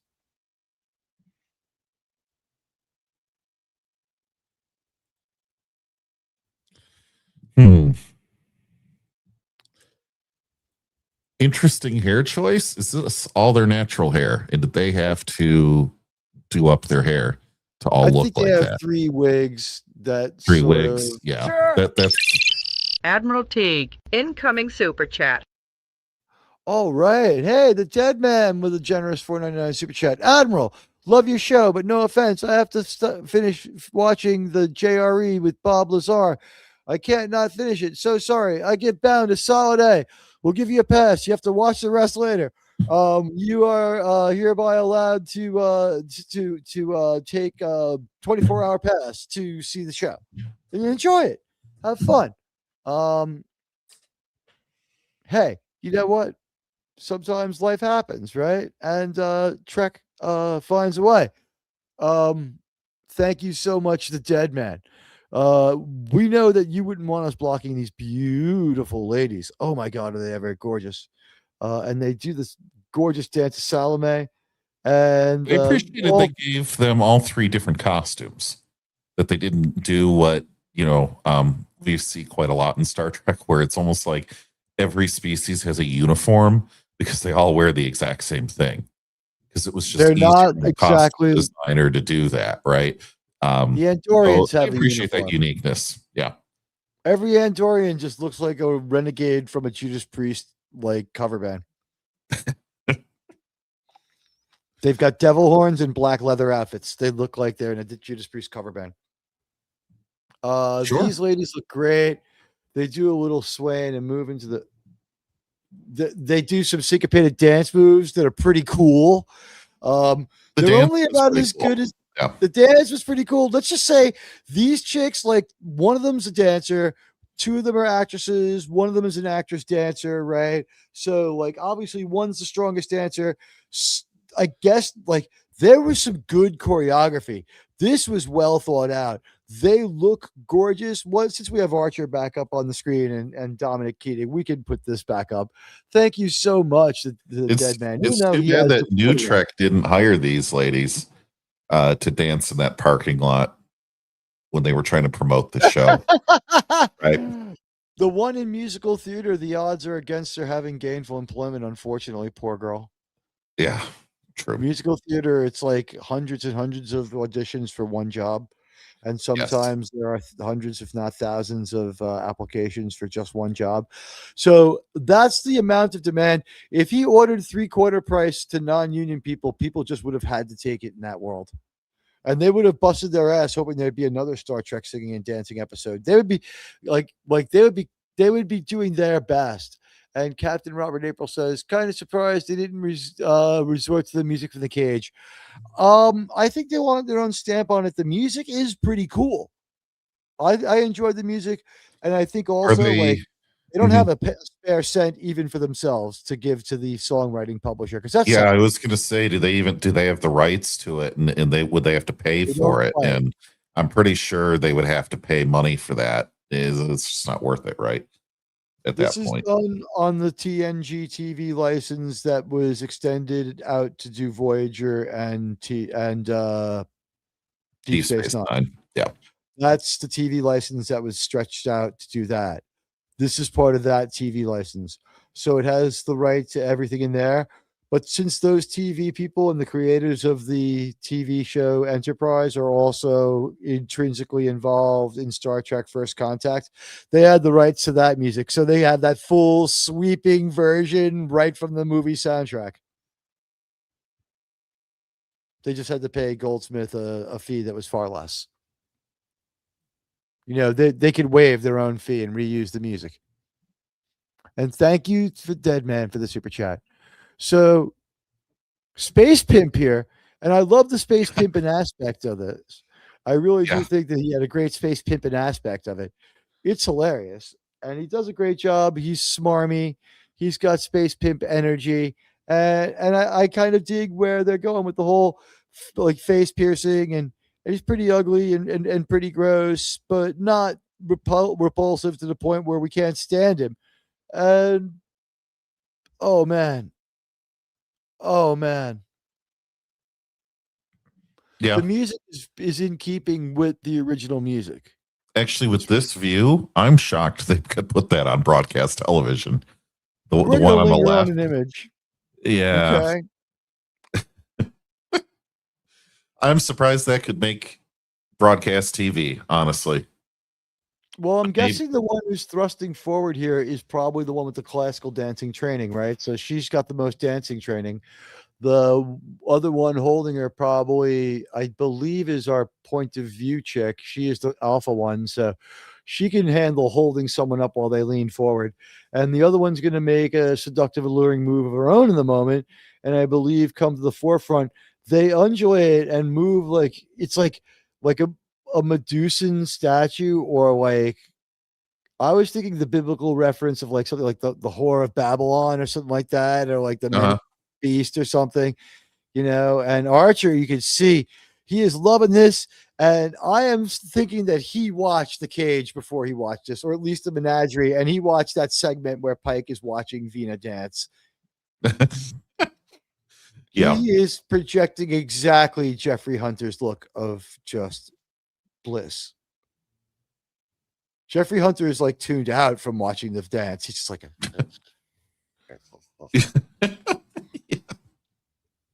And the Starfleet guys are smarmy. That version of Starfleet is kind of a bunch of douchebags.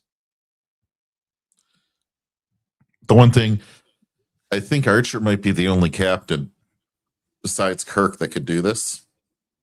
I mean, obviously, they'd have to get Beltran out there instead of Janeway for a scene like this, right? But I don't think Picard could sit there and entertain this. We never get that kind of view of him. So activate self-destruct system. I believe that these women are demeaning themselves. I will not have this on my ship. So I mean, all right, let's watch them make a dance move gamble. here. They kind of take a pretty big gamble doing this. Let's watch them because make a you don't know dance what move kind of here. captain you'll get. Yeah. You know what? Better than XFL cheerleaders. That was great. Wow, you know what? That whole dance move is only like a second and a half long. That's like future video fodder. Shawn, are you enjoying this? Yeah, I had to turn off my camera there for a minute. we need Doomcock here. He does it better than me. He can sing the Vina dance song. But oh man, are they beautiful? They do a great seductive dance. We just showed their little syncopated dance maneuver. There's like 2 or 3 syncopated dance moves. I might be tempted to say their dancing approach is more like cheering meets pole dancing. It's like erotic cheering. Like it's weird. Like they do a couple of moves that remind you of cheering. It really does. As Chekhov would say, she has wonderful muscles. Yes, wonderful. Yes. Chekhov we saw last week didn't do anywhere near this good. Let's see if they do something syncopated here. The Orion indentured servant girl's looking great. Okay, no. So this one is just now establishing she's the alpha. The dance even told you a little bit about them. This one is the one who comes to the forefront. And she's going to be like, this one, we've seen her before. Like I said, she's Goldicott's daughter. And so back to, sorry, guys. I know it's a terrible trade-off, but we will have more. And they wear these outfits throughout the entire episode. Oh, they're going to do another syncopated move now. Let's check it out. Let's see if we can see some of that cheering energy. See what I mean? Mm-hmm. Just a little bit like cheering. Like, I don't know how to explain. And this guy's just like, yes, drinking the pheromones. Yes. It is very weird. I would not want some man touching me on the shoulders while this scene is going on. Like, it just felt weird. Out. It felt weird. I'd be like, bro, don't touch me. Like, yeah, like definitely. It's like you're in the strip club and the pit and the bouncer comes over. It's like, hey, what's going on, buddy? It's like, you know what? I just went into my own headspace right now. Didn't come here to have a talk about Star Trek. I do that on the internet. It's like weird. Usually people do the prawn thing on the internet and come here to talk about Star Trek. It's like, yeah, I'm a different kind of guy. At any rate, not like all the other boys. Anyway, let's cover up Malcolm. That's the best thing we can do. As the episode moves forward, we find that of these fine ladies, a gift to Archer will be made. And wow, we got to see another one of these syncopated dance moves. I'm just a sucker for it. This might be the best one. Let's see. Who knows? I don't remember. We just see him for a second. Too bad. All right. Yeah, see right there. I'm like, bro, don't touch me, bro. Don't tase me, bro. Let's see. We can make it almost completely covered by the. Oh wow. Yeah, we're gonna do a little bit of let's see if they do more than just another quick flash of dancing here. Forgive the pun. That was great camera work. All right. So as you can see, the usual excellently filmed Star Trek stuff. It is still great camera work. Somebody must have moved up the ladder, or they kept the original camera guy, because people are trying hard in this episode, and there's a lot of great shots. This shot with T'Pol and Archer, we just had T'Pol move across the screen from left to right across in a camera wipe sort of way, as T'Pol contemplates, the Federation's policy and whether or not Captain Archer plans on keeping these pets of his. And it leads to a rather interesting conversation in Archer's cabin where he's like, I think it's a great idea that we have him over here, because anything we can do to improve our relations with the syndicate would be great, which is sort of like saying, like, if I bet on baseball again, I can win back the money that I lost and pay back the mob so that I don't end up getting thrown off the Verrazano Bridge. It's not extremely advisable, I think, the strategy. Anyone got some comments on Archer? Is he already compromised here? Oh, yeah. Yeah. Oh, yeah, he is. In this whole, we want you to mine this for us. Why would they go to Earth? They're nowhere near Earth at this point. Why would they think that humans would be able to develop this and give them such a sweetheart deal, even though he already said that they were wanted, that Captain Archer is wanted, that he has the death sentence in 12 systems. And he basically said, I don't like you. He doesn't like you either. But yet you walk away with this deal. He should have been immediately suspicious. So yeah, he was already totally captured by the pheromones at this point. Colonel Grax people from Detain, certainly if they don't have a death penalty on Archer, like, you know what, I have no respect for them. I already had no respect for them because they had the super patriotism focus areas, but they were even worse for that. Like, they needed to go to war with the Federation over that shit. They were overlooked. They would have, like, you know what? Like, we were used to near human species, and we had some with the Zindi. If we had rehabilitated the Suliban as we had done, it really was just like, I can't say enough. It was a missed opportunity, not just like, all right, so Grax out of the picture. Take that species and have them be like have them recur 2 or 3 times, because they have fucking beef with Starfleet now. It's like, we leveled their prison facility. We freed a bunch of people that they thought were undesirable into the wild. I'm sure they recaptured them or whatever, but or did the Suliban Collective come for them? I forget, but whatever. Like, they did not dig the Enterprise crew coming in and like doing like foreign policy and whatever, like super patriotism focusing. And here we have Mr. Reed with the lovely Orion ladies. And as you see, they sort of have this great camera work and the syncopation to their movement. Mm-hmm. And I've never seen anyone touch the wall before, but look at that. Like, they're so tactile and physical. All of them are always touching something all the time. One's playing with their hair. But it fits. It's like they're like cats. They're not doing it to be seductive. They are planting their pheromones everywhere. They are planting their pheromones everywhere. That's what they're doing. People are going to touch the handrail. You're right. Oh, wow. This is even more of a well-made Star Trek episode than I thought. And let's see.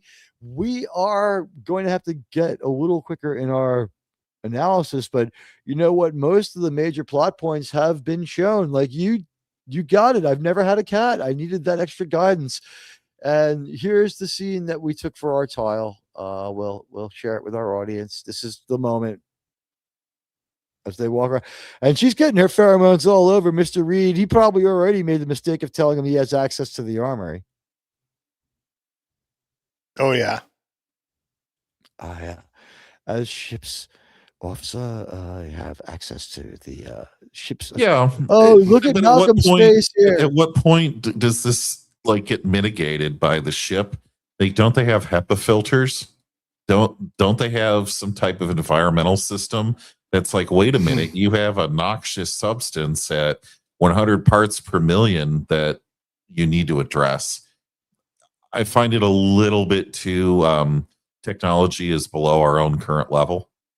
My headcanon on this is believably buy it. Yeah. Okay, I have headcanon on this one. You tell me if it rises to the level of actual in-world explanation. My headcanon on this one is that the Orion ladies, you know what, you can't filter out what you don't look for, and by the time Kirk and the other guys are dealing with them and Pike, they have some sort of antidote that you go to the replicator or whatever, you go to sick bay and you get your hypo spray and you're immune to the Orions for a while. We see it in a related episode to this one. I don't know, have I brought it up yet? This episode has heavy DNA of Elaine of Troyes. Elaine of Troyes is woven into this because the pheromone is like the salty tears of the Banshee lady from Troyes crying on Kirk.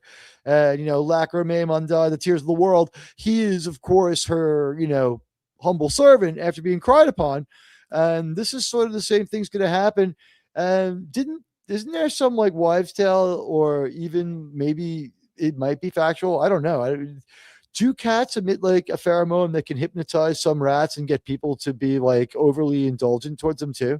Like, do they have some sort of like condition that's spread by cats that makes you more like friendly towards them? I know that they become more friendly towards us. There is a virus, I believe, that cats carry. If you handle the waste of the cat improperly, then you can become infected by it. Yes. I know that's true. Yeah. Like pregnant women are not supposed to have around cats. I know that one.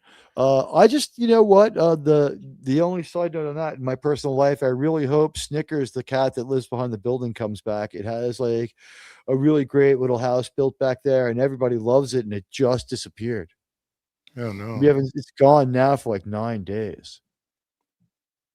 I think maybe a hawk might have got it, or it maybe lost a fight to another cat, or maybe it has like a boyfriend cat or something now and just split. It could just be on a 2-week bender. That would be great. Like it found like a natural growth of catnip. It's like a stand of early growing catnip. So the Orion girls are introduced to Mr. Reed, who just absolutely loves them. He shows them to their quarters. We see some more great effects of the Enterprise traveling at warp, this time much slower, like maybe warp 1. The warp effect isn't as pronounced. And we get a discussion this is at the point where we covered this already, but this is when T'Pol finally mentions to Archer, maybe you can't have servants. And then some of his best acting of his career here, really selling it. Now, we know he's pumped a lot of iron. Mr. Prideweather has some prideful arms.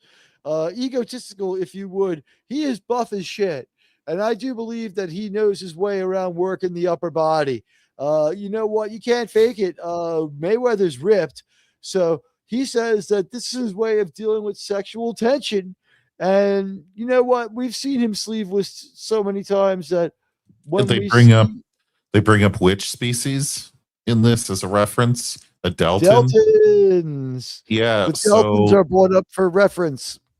So what he should have done is gotten into a room with one of these Orion women, and then we have a scene where just he doesn't have his shirt on, and then the Orion woman and he talk about all these Deltons that they hooked up with. Oh wait, that was Kurtzman's idea. Shit. Yeah, I was gonna say.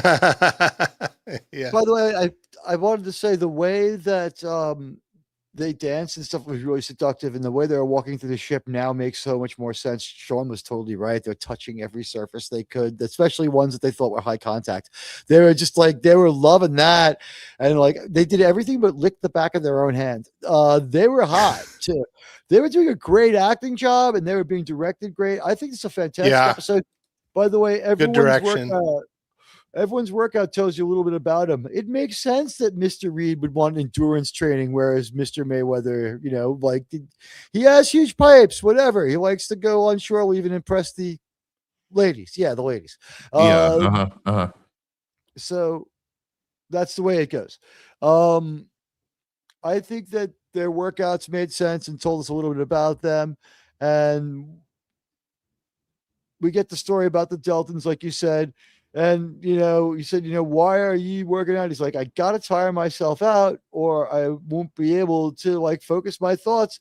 At which point, he convinces Mr. Reed that this is the only way to keep your mind focused. And Reed is at his wit's end because just almost dying had him thinking about sex. Anything makes Mr. Reed think about sex. He was thinking about T'Pol's ass when his life was hanging in the balance in Shuttle Pod 1 so many years ago. Yeah.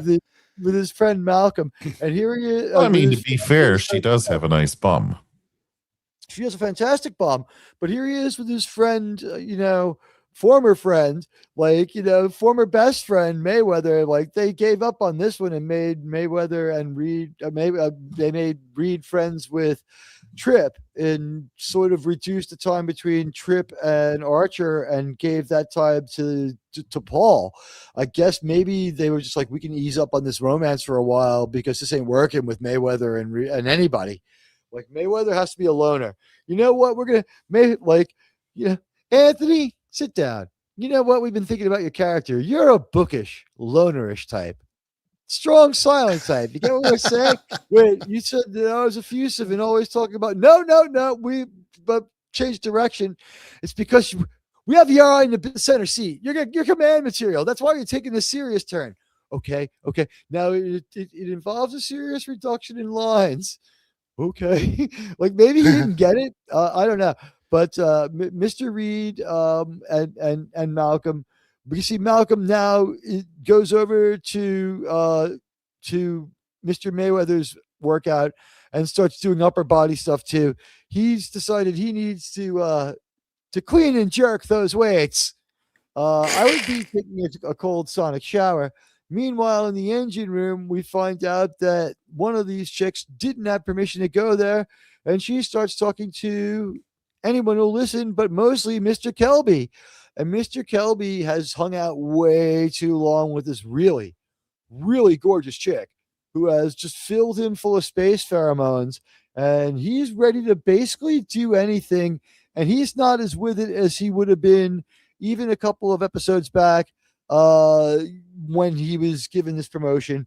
He has as many pips as Trip now. So he's the same rank as Mr. Tucker. He's a commander? Yeah, he's got 3. Yeah, but he's got 3. That makes him a commander. Yeah. He's now, I believe he does call him lieutenant, but he could be a lieutenant commander. Maybe there's more to it. This military isn't as fleshed out or as formal as other militaries. I think you're supposed to be, the idea with Starfleet is now militaries have evolved a little bit. And you're just simply so by default respectful that you wouldn't be talking shit to another Starfleet officer. You just wouldn't.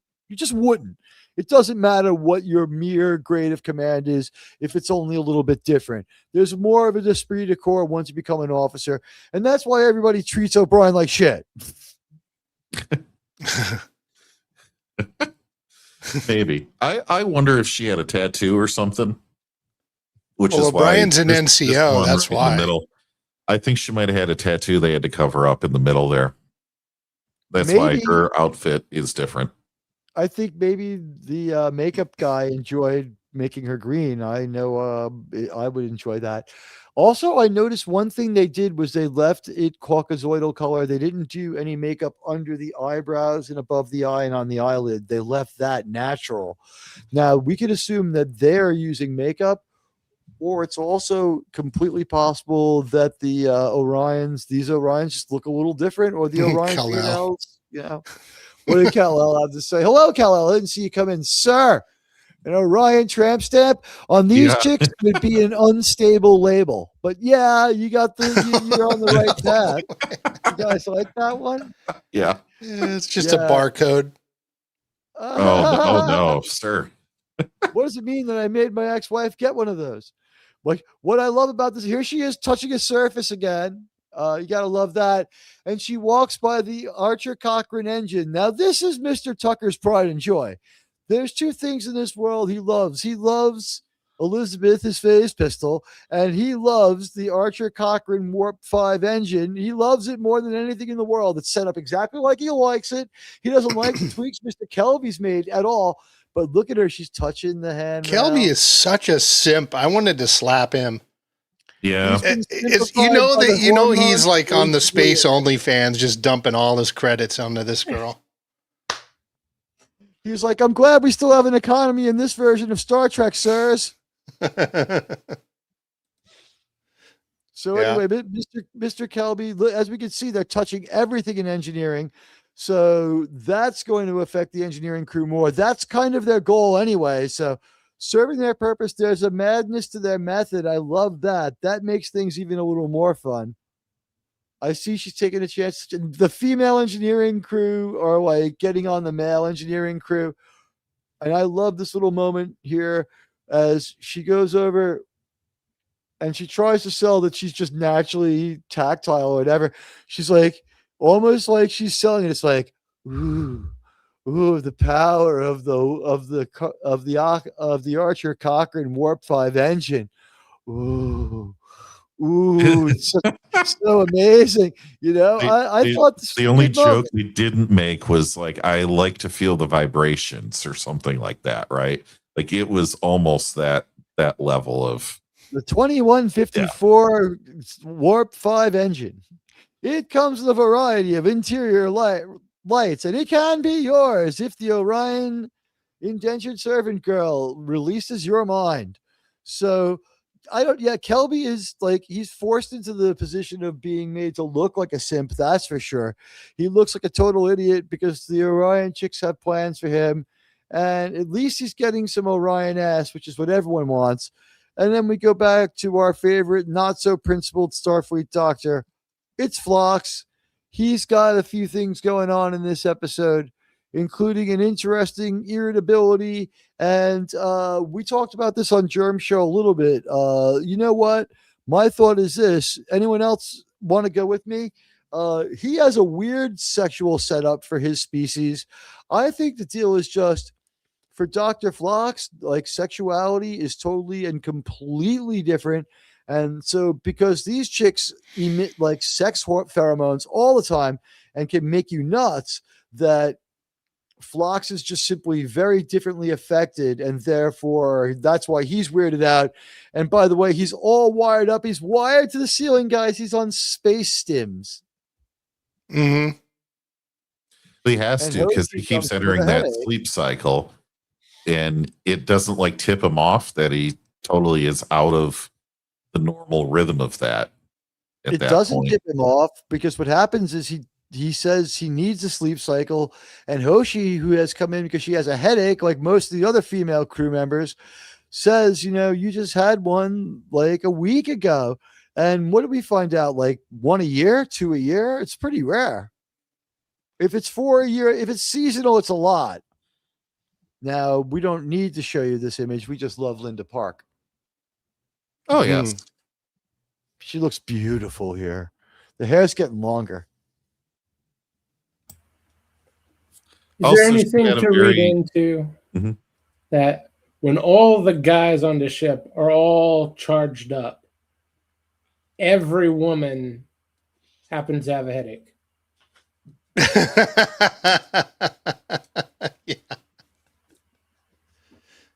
Yeah. Yep. That sounds about right. I can relate. Sounds about right. Admiral Teague's like, art imitates life, as they say. Yeah. So sometimes you just have to let the moment breathe because it speaks for itself. She's doing a great acting job of the not so happy bitch, though. Even though she's nice to him, because Phlox takes a little tumble here and passes out, and he's like, yeah, I've been all lightheaded and weird since the Orion chicks arrived. What are you gonna do? They're like totally like weirdos, and they weird out my whole like equilibrium. So that's most of what Hoshi does in this episode, is just helps Phlox up off the floor. And He decides he needs some stims. Meanwhile, back in engineering, this is what's going on. Kelby is still being seduced. And this is where Trip catches a glance of it. Some more good camera work. She's making a bunch of technical observations in baby talk. I thought this was fun as hell. Anybody want to talk about how these Orion girls who have not yet been discovered are changing the whole dynamic? These people have been to war and through life and death and life together. Let's talk about this. Oh yeah, they know exactly what they're doing. They're no dummies. You don't know that yet, though. You're kind of, well, we know it as the audience, but the crew doesn't. Well, you kind of know it. I mean, but the very first time you watch it, you might not have caught on yet. They have. I think by this really point, out of the bag. By this point of the episode, I think most of us are like, okay, because we start seeing everyone act weird, and they seem to be getting more and more confident and asking more pertinent questions. They're not like, they know that they're having an effect now. Mm-hmm. I was beguiled. But we don't know to what end, like for what purpose. Right. Because they were so hot. I was beguiled by them the whole time. I admit, I thought they were so fucking hot. This chick, especially the one who gets inside Kelby's head. Oh, she's a babe. She's a robo babe. Isn't that the rule in Futurama? When a human has sex with a robot, it's only for fun. That's why it's not allowed.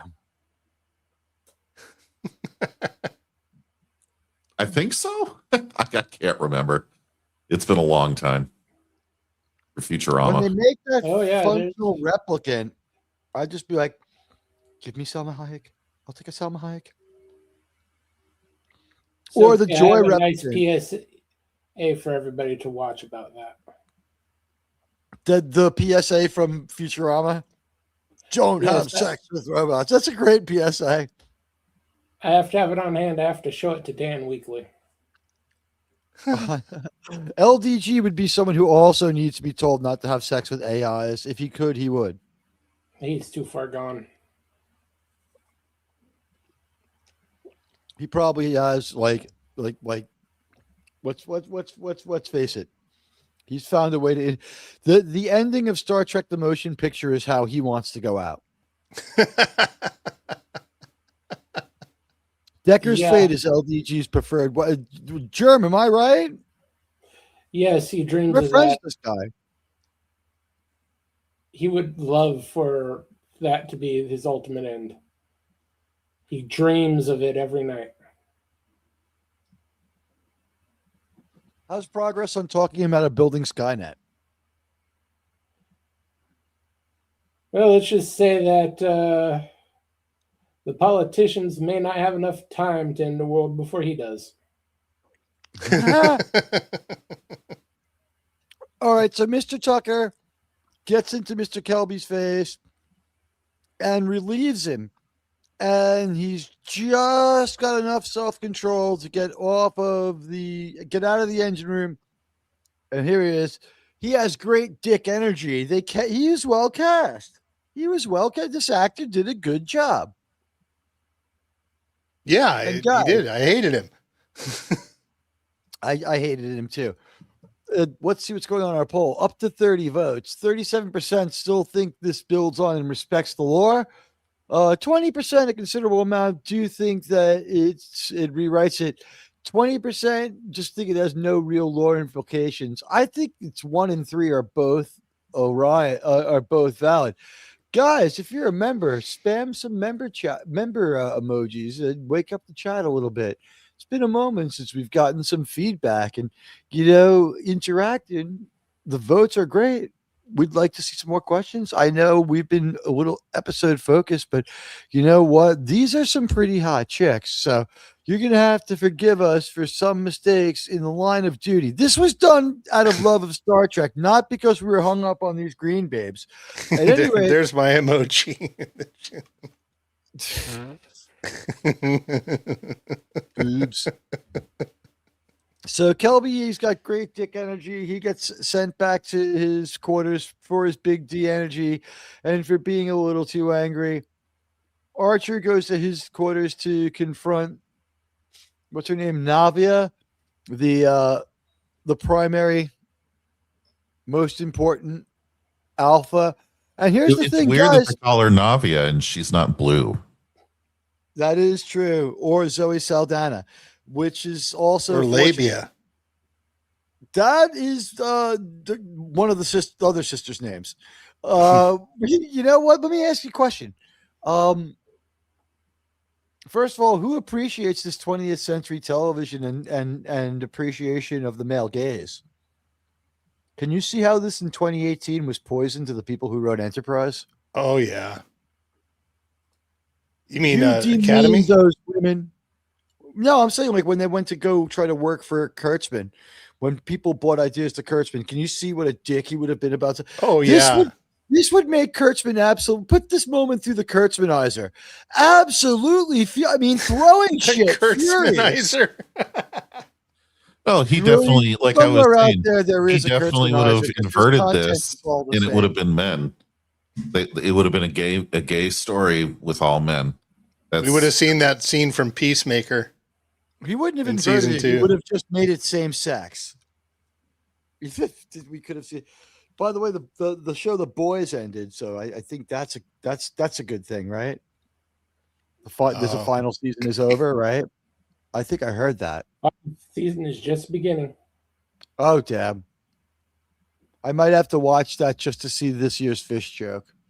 They're gonna have to go all the way. I mean, they already had him go through the middle of a whale. Anyway, the only bit of that I saw, I turned it on, and someone in the living room was watching it, and there was a scene of the guy that was in a sauna with clones of himself as a human caterpillar. It was disgusting. I didn't see that. Well, then you made it farther than me.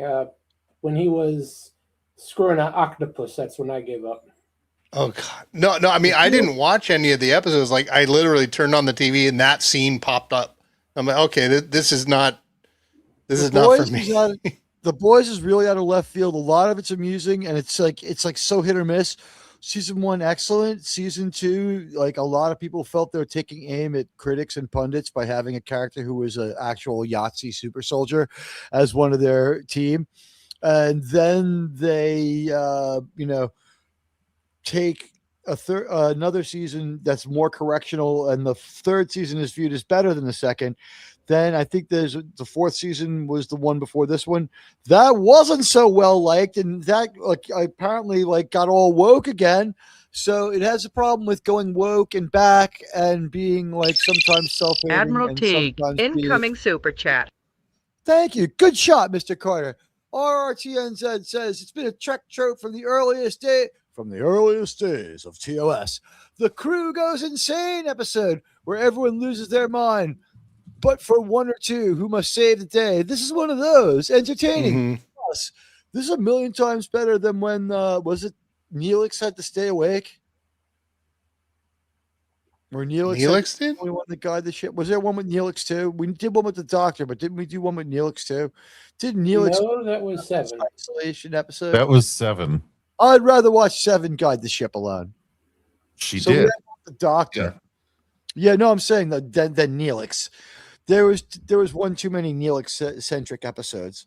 I like how in the Voyager game, what JT does is he kills Tuvok so that Tuvix can stay around. He keeps Tuvix takes the trade off of Tuvok and Neelix. Did you finish the game, JT? Oh, well, the version that we played with, I still have that saved, but no, I've played through the whole game about 4 times now. Yeah. Oh my. You could do really cool stuff, like the first season where you beam over the Romulan through that micro wormhole, but then they find out that he's from 70 years in the past. You can keep him as a crew member. You can keep the split up great concept too. The Bolanas Torres, you could keep them split too. Oh, that's cool. The Vidian experimental research facility episode. There's a ton of different characters that you can have. the Vidian woman that the doctor fell in love with. You can add her to the crew. You can keep one of the K's on your crew. You can keep Seska on your crew. There's so many different ways you can go with that. But it does roughly follow the events of every season of the show, except for season 7. They go pretty light. Okay, I do have one question. Can you force Harry Kim to make the correct decision when 7 tells him to remove his clothes? Sadly, that point is not in the game. It goes without saying he fucked her. Thank you, RRTNZ, very much for the $10 super chat. That rant brought to you by RRTNZ. I love this moment, and I think that like we can see Archer starting to buckle here. This is where Teague got it. This is the point where I got it. Up till this point, I was beguiled by them, and I was like not really paying attention. I thought Kelby was just a dick. I thought he was just a weak dude. I didn't realize that like it's going to happen to Archer too. And there she is, Goldicott's daughter. It's not easy being green.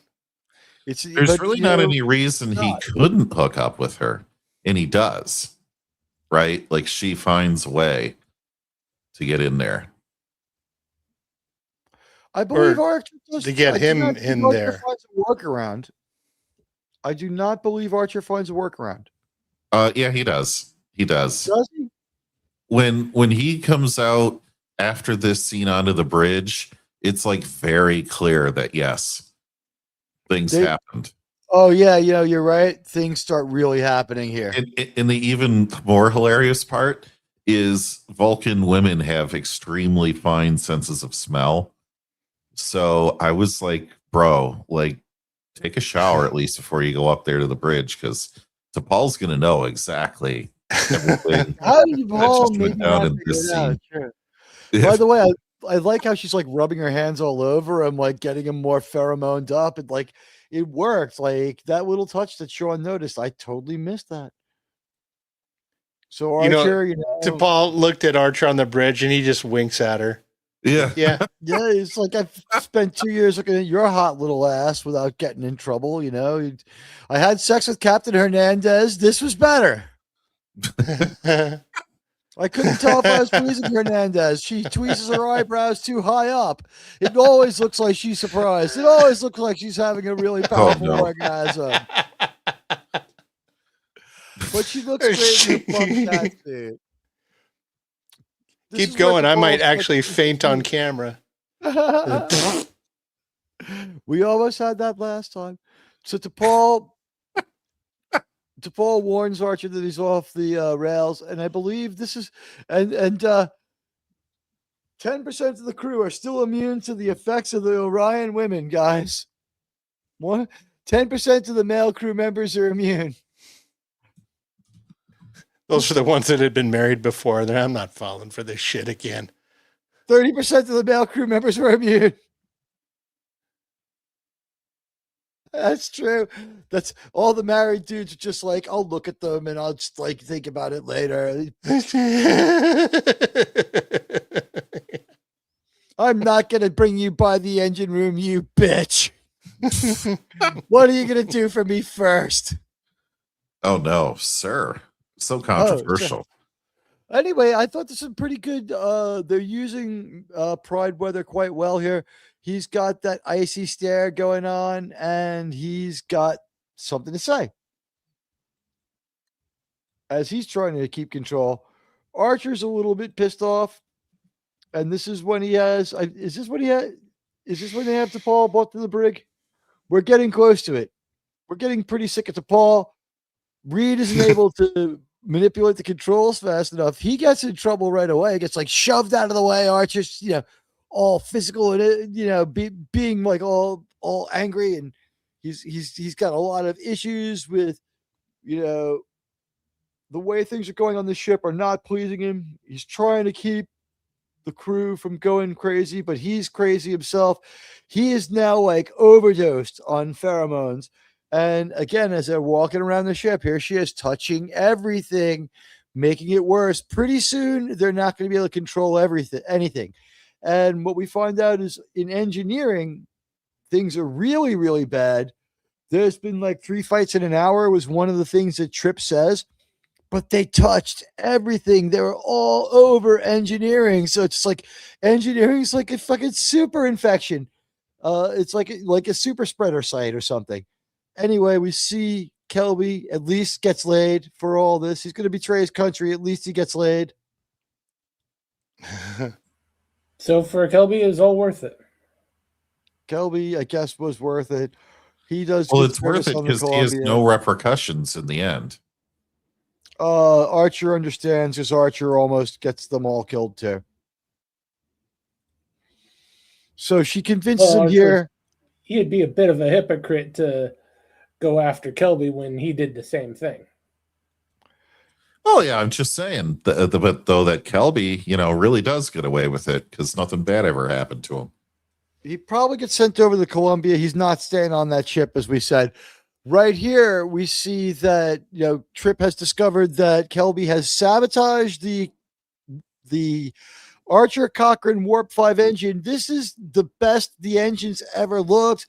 It's got all sorts of like lights inside. It's never looked this great before. We've taken pictures of the crew in front of it to show like off our cast, and now it's really been worked up and worked on. It's ready for that Mirror Universe episode. It really looks like great. We've spent a lot of our time perfecting our props. The set looks great here. The railing, I don't know when they put that railing on or if it was always there. I feel like it's a new addition. I don't know. Railing's always been there. Yeah. Did they take it off? They've used that railing in yeah, you're right. Episodes. Many a stuntman has fallen over it. We get to see the ship in orbit again. That's a pretty cool move. We lose all power and the ship starts to list. The whole plating stays intact. They don't deal with that on the inside of the ship, which not only saves money, but as Star Trek fans, we're used to it. They go to the med bay where Dr. Phlox is like halfway to sanity. He's a wreck too.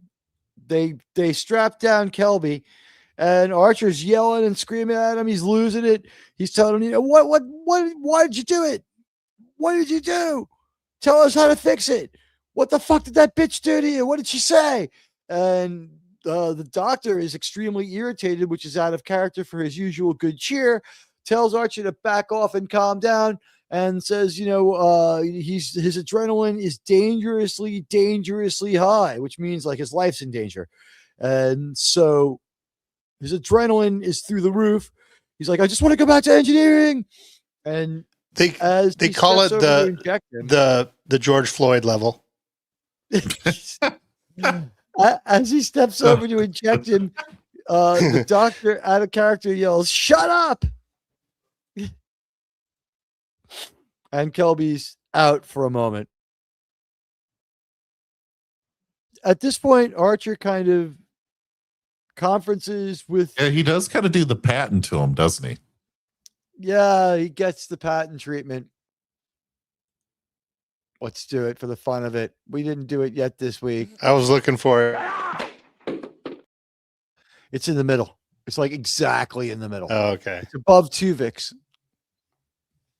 And next to the Q. It's next to NuTrek Nonsense, which is Bacon Spot.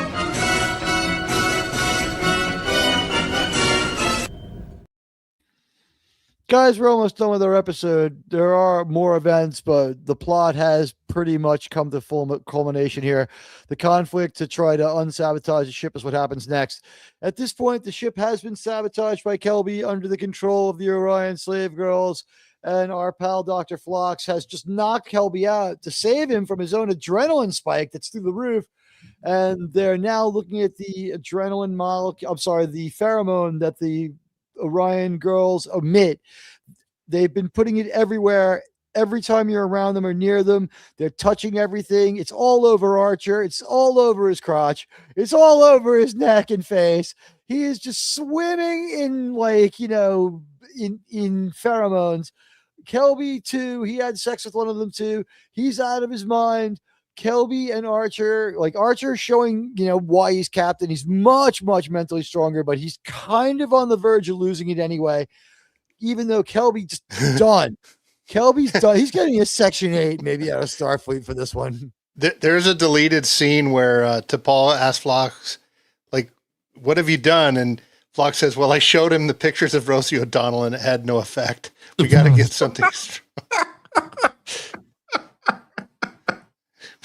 We got to bring him out of it. Oh, no.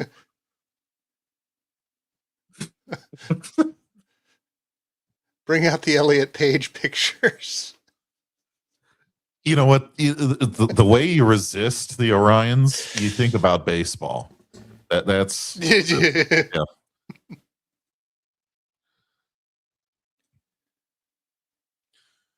Admiral, you muted.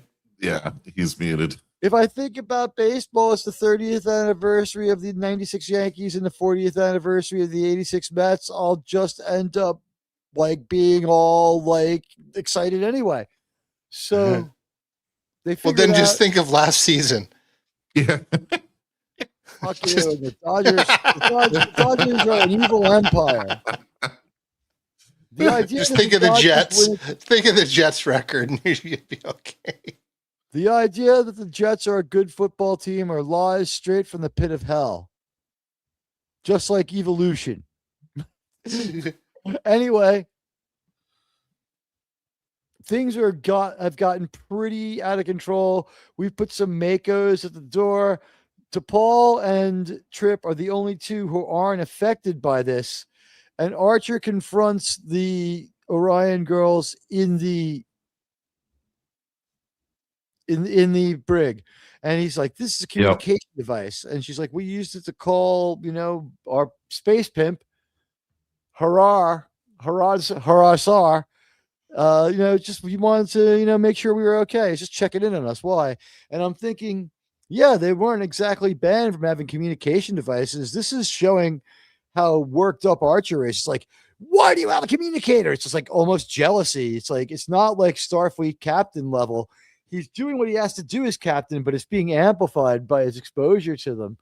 By the way, Navarre is played by Cynthia Batan. She is the leader, and she is, again, as we said, she's been in 2 episodes of Deep Space Nine, and she's the dancer and choreographer with credits in films like the Chainsaw Massacre. So, she must have choreographed this. It was a really good dance. We got to admit, those few good dance moves we got, they were really good. And they were totally in keeping with a 3-part version of Vena's dance. And whatever dance that they did, that they put together for Vena, that was really worked on. Vena's dance is really seductive, and the dance that they have, that these 3 do, like, is definitely based right on it. So the other 2, their names are Dinesh and Maris. So just so you know. So Archer, he's like more than just like looking for information. He's angry. He's kind of angry about what happened, and he doesn't dig that they're talking to the Orion guy. He's like outright old-fashioned jealous, and she's like, what's the matter, Captain? Why don't you just let us out of this cell, and we'll just, we'll take care of everything for you, and you need to see this. Mm-hmm. Mara and Dinesh, both very beautiful. They found them in the decon chamber. The crew knows what's going on, but yet they keep the dude that is in the Makos in the same room. Like, can't you just have him stand right outside the door? There's a female Mako. We've seen her. Or put her in there. Yeah, we've seen her. Exactly. Is it the one with the gap tooth? No, there's an Asian one now. The one with the gap tooth, I believe, died. Oh, really? Oh. I think he talks. Isn't that no, it's someone else's ghost that Trip sees. No, that was the girl the girl you had to write the letter about. The impulse technician or something. Yes.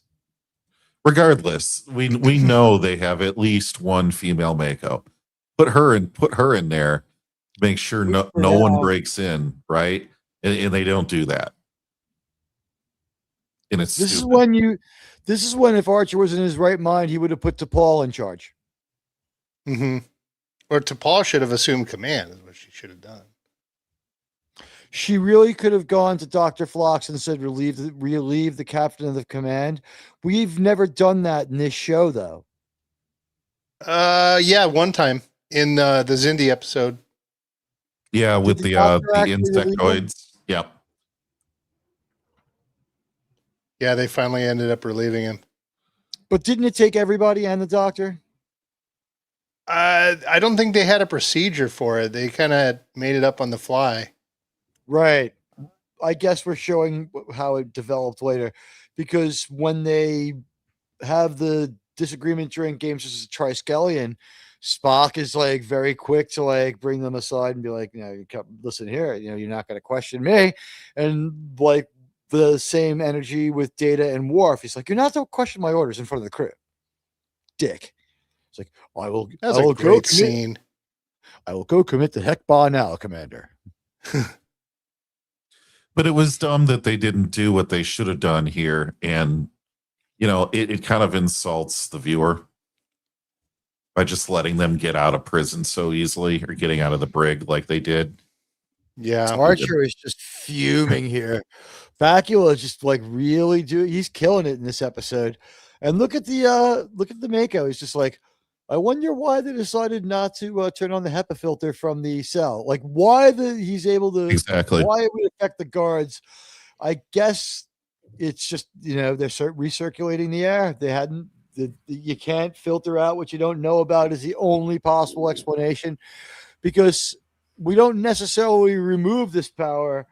Their technology would account for them being able to get over it. Phlox will be able to figure something out by the end of the episode if he has to. They don't have to.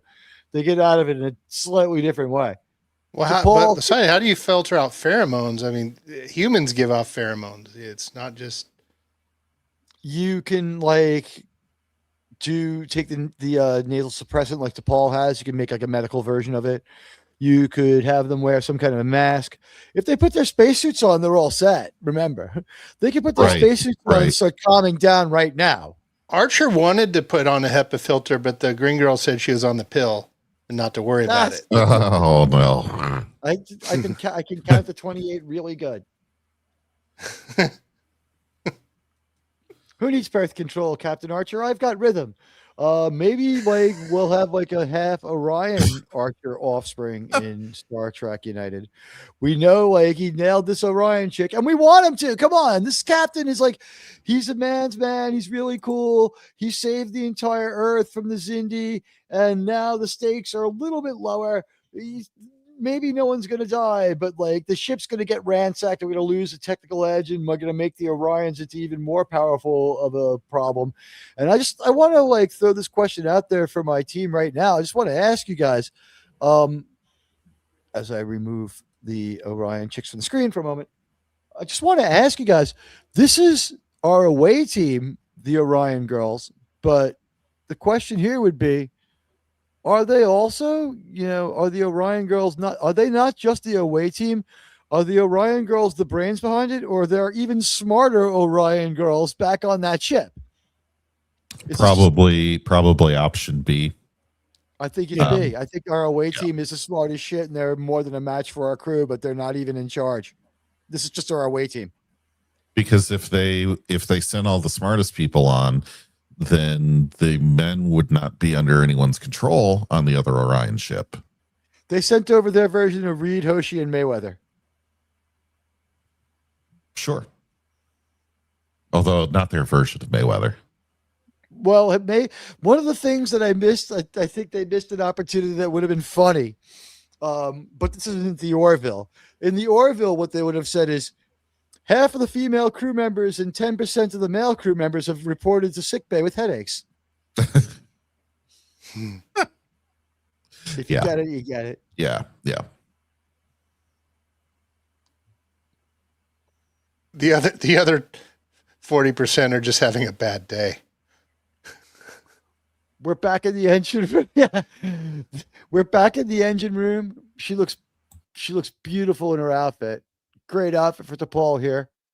This is her third outfit of the episode, I think. She had the green one, the blue and the red and green one on before. This one's red and gray, or plum and gray. And she now confronts Trip about how they're the only two who are not having a bad reaction to these Orion girls. And everyone is showing indications of being fucked up from it, but them, which has been confirmed by Phlox. And this is when they start to talk about, do you have daydreams about me? Which is something that got dropped about 4 episodes back, was alluded to once or twice on the road here when we went through the 2-parter with the Klingons. They talk about it a little bit, and then she brings it up again. And like, I've had conversations like this with girlfriends. I mean, I was younger, but their age then, but it's like, do you still think about me? I think about you. Like, it seemed like that could have been like what was going on, but like here she's being really upfront. She's like, listen, do you sometimes like have like these dreams where you feel like you share them with me? And it's like, you have them too? Really? You really do? And he's like, yeah. It's like, yeah, I was bullshitting when I said I didn't. I do have them. And she's like, all right, look, we had sex with the mind meld channel open too many times or something. And you now have control over your emotions coming from me. And I actually have a little bit of emotion coming back from you, is something she doesn't say or realize. But he's like, no, we didn't really mate. And then she looked at him like, well, that other, never mind, what did count for Vulcans? I think apparently the other docking port might count. He didn't count it, but she's like, no, that counts.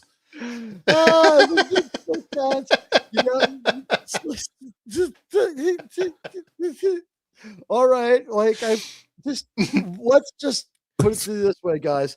I thought my take on it was that he was going, when she says when we mated, and he goes, we did not mate. I thought what he was driving at was we made love. He was, yeah. It was. He was saying it was more. We made love. It was passion. There was passion. I took the depraved interpretation. It was funny as fuck. I'm glad you said it. They're tough. Everybody hit those like and follows. These sick takes brought to you by JT. And we're gonna have a little fun and a little discussion when we finish up this episode. At any rate, which is a term I have to write down and remember to stop saying. T'Pol and Trip have this conversation about how they're going to be able to manage to save the ship from everybody else who's acting like a complete dimwit. And there's a couple of fights in engineering while she's there. Trip has to use his authority to instill order. And we see that the Starfleet training, at least, is keeping them from freaking out too much. And she just looks gorgeous here. And they look like a couple. They look like they're meant to be together right here. We've been selling it for 3.5 seasons. It absolutely works. Their chemistry works. They have good chemistry together. And this conversation where she tells Trip, listen, it's going to, like, we need to, sort of have a soft coup go on here. And we have to stop everybody from fucking up. He's like, all right, we can work together. And here's a great look at Jolene. You can see sort of here she's acting it like for a moment here she's sort of betraying. I think this is some good acting. I think this is not a very Vulcanish look. I think that she's like, this is a moment of emotion for T'Pol. What do you guys think? Because she's made it to pun already too in this episode. The T'Pun. She made the pun to Archer early in the episode. It gets a little to me it's annoying to try to ship these two this late in the show. And they've been messing around since season 2. I just don't care. Since season 3. Wait, who, T'Pol and Trip? Yeah. Yeah, no, I felt like enough work's been put into it. I disagree on that one. I just don't care about this whole story between these two. I honestly find this story to be charming. Trip cares. One of the strengths. Yeah, Trip cares, JT, you big meanie. Okay. All right, listen, what can I tell you? I actually do like that story, and I think that Star Trek doing a love story pretty good. Archer's sweating like a bull. Like he's just all lathered up, and the Orion ship comes back and starts attacking a little bit and beating on them. And this is where Archer gets the revelation. No, in our society, the women are basically in charge. You've been like operating under a misconception, Captain. And we see that was a cool twist. I did like that as a twist. It was a really effective rug pull. Everybody's sweating. Everybody's a mess. This is the naked time aspect of it. Everyone's judgment is compromised. They're somewhat intoxicated. It's through sex instead of through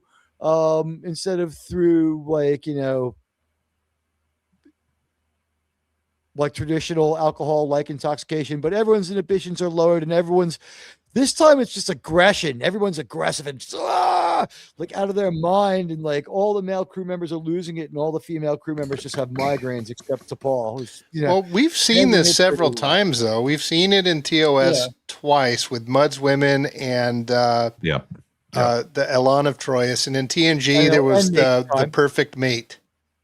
Oh, you're talking about when we imbue a woman with the ability to do it. Yeah. TNG, the perfect mate. That woman was beautiful. Where Archer decides that if she's brunette, she's perfect. It's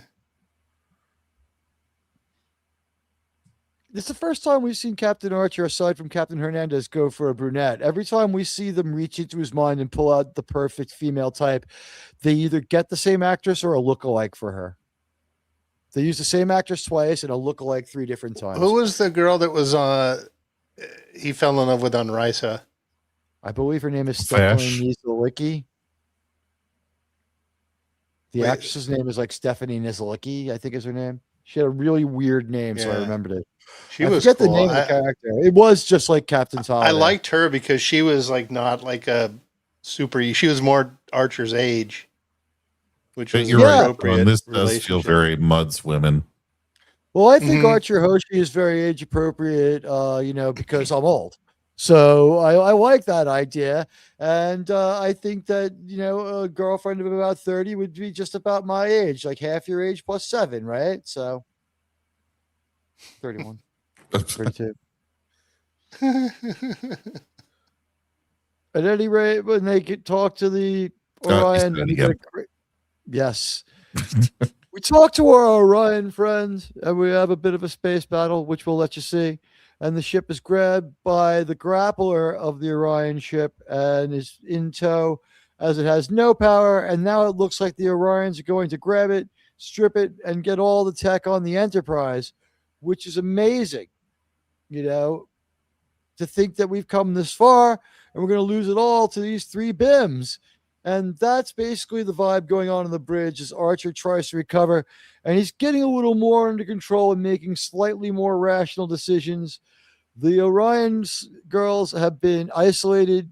I believe, they put them in the decon chamber to try to keep them from causing any more problems. That doesn't even work. I think, it should, because it's an isolated environment. Like even the air is its own little life support system, right? Did they touch so much of the surfaces that when they closed the door behind them, that was enough to get the guards going, or the guards were just going to keep getting there? Well, they already had it in them. So they already had the pheromones. So words, they can still communicate and exert influence. Right. So what happens is they ask the Makos to let them out of the decon chamber. They do. Then they're back out on the ship. They come to the bridge. They try to press their advantage again. The ship is powerless anyway.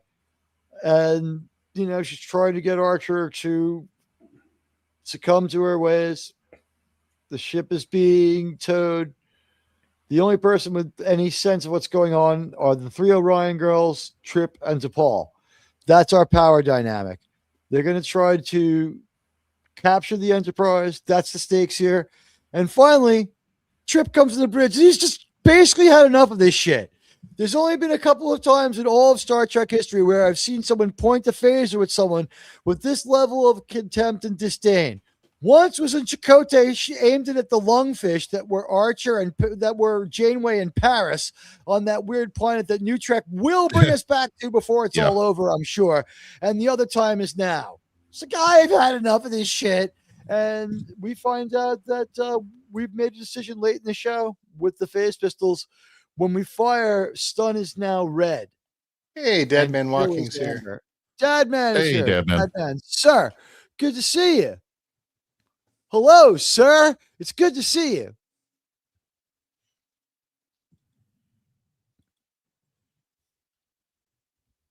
And I love that they try to go directly at him again, and he's like, "I'll save it." Yeah, it's like I've dated a few tens, including the only one on this ship. I don't need your shit. Mine does mind control the right way. It was hilarious. It was like thought be gone. Yeah, it's like, you know what? Like, I'm quitting this OnlyFans channel. Yeah. Fortunately, Archer is rescued by Trip and T'Pol. They've figured out a way to free themselves from the Orion ship's grappler, and I'm going to suppose they just return the Orion females, with their away mission not having gone so well, and the even smarter Orion women who planned it being like, geez, one day, you know what? The Federation will be run by women, and they'll fail at everything they fucking do too. Which, of course, they do. I feel like, what is that? Like the Emperor? Which, of course, they do. Have you ever heard of the Matriarchal Federation of Planets? I didn't think so. It's not a tale Gene Roddenberry would tell you. Anyway. Did you ever hear the tragedy of Darth Kamala the Dumb? She had such little charisma that she could even keep the campaign funds from being returned. They say she could even keep Joe Biden from dying.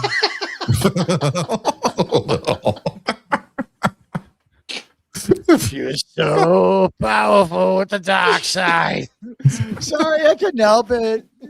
You got me going.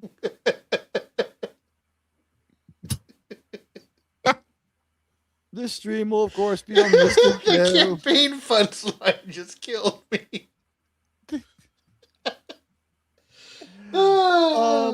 We have a really cool moment to end our episode. This has been sprinkled through 5 or 6 episodes, and I think it's been done well. And we have back to the San Diego Chargers uniform colors for T'Pol, or maybe it's the Seahawks. Depends. Yeah, she changed again. Yeah. She had to get those pheromones off her outfit. This was filmed all over the place, I feel like.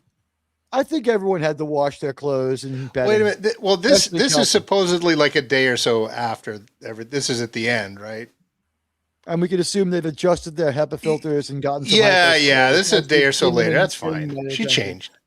They made Shelby use like wet wipes on the entire ship to like scoop it off. Make up for what he did. Listen, we're not going to write you up for this, but you're gonna wipe down the entire engine. Okay.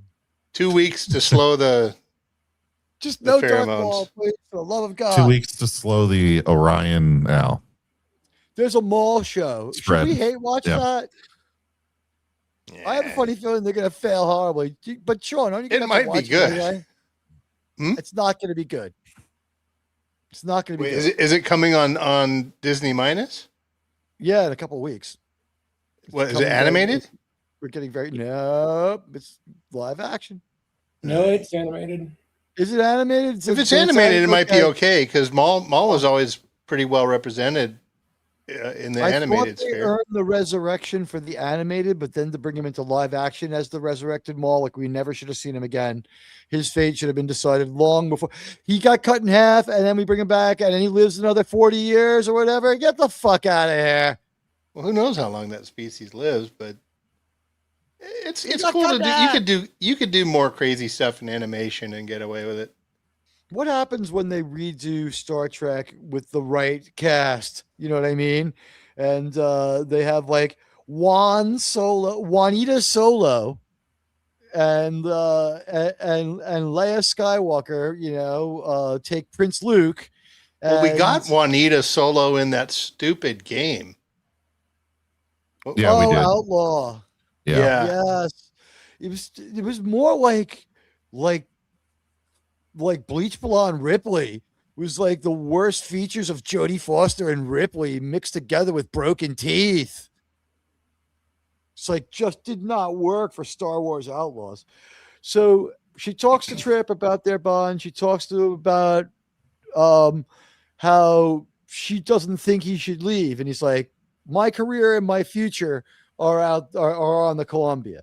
And she's like, but I don't want you to go. And he's like, 3 days ago, I told Captain Hernandez that I wasn't coming back, that I wanted to be transferred back to the Enterprise. So when Kelby was afraid he was going to lose his promotion, I guess he knows he's going to lose his position, but he'll keep the pips, he'll keep the rank. And we see T'Pol grab and kiss Trip to try to change his mind. And that's what begs the confession from him when he very out of character for her. You know what? I liked it. I liked it. Way too out of character for her. Not if you accept what I'm going to say. It goes both ways. She's picking up emotion from Florida Man. She's not aware of it and in denial of it. It's too embarrassing to her, and she's too arrogant to admit that she's having emotions. Although she is messing with them just a little. Well, you want to point out that Trip is rubbing off on her. In either because of their shared mental space that they're going to a lot when they're asleep and stuff like that, and because of the fact that she can make him have like an enormous orgasm by squeezing the bottom of his foot. I mean, while she's inside of his mind, they've been doing weird shit. Okay, it's space sex, people. But something has happened. Some of his humanity has passed into her. And we can say that there's evidence of this anecdotally in Sarek. Oh. Sarek shows emotion, and Sarek also dies of an emotional disorder, doesn't he? So his emotions become disordered from being, and he's around. That's something that happens to a lot of Vulcans. That has nothing to do with him hanging out with humans. Vulcan Harmonic syndrome does happen to a lot of Vulcans, but I don't know. I think that they were going to try to drive towards it more because it would give some stakes to this romance because it's affecting both their minds. We'll find out. The episode ends with a kiss, and that's when Trip breaks it to her that he has told the captain of the Columbia that he's coming back. And this is why I like it. This look right here.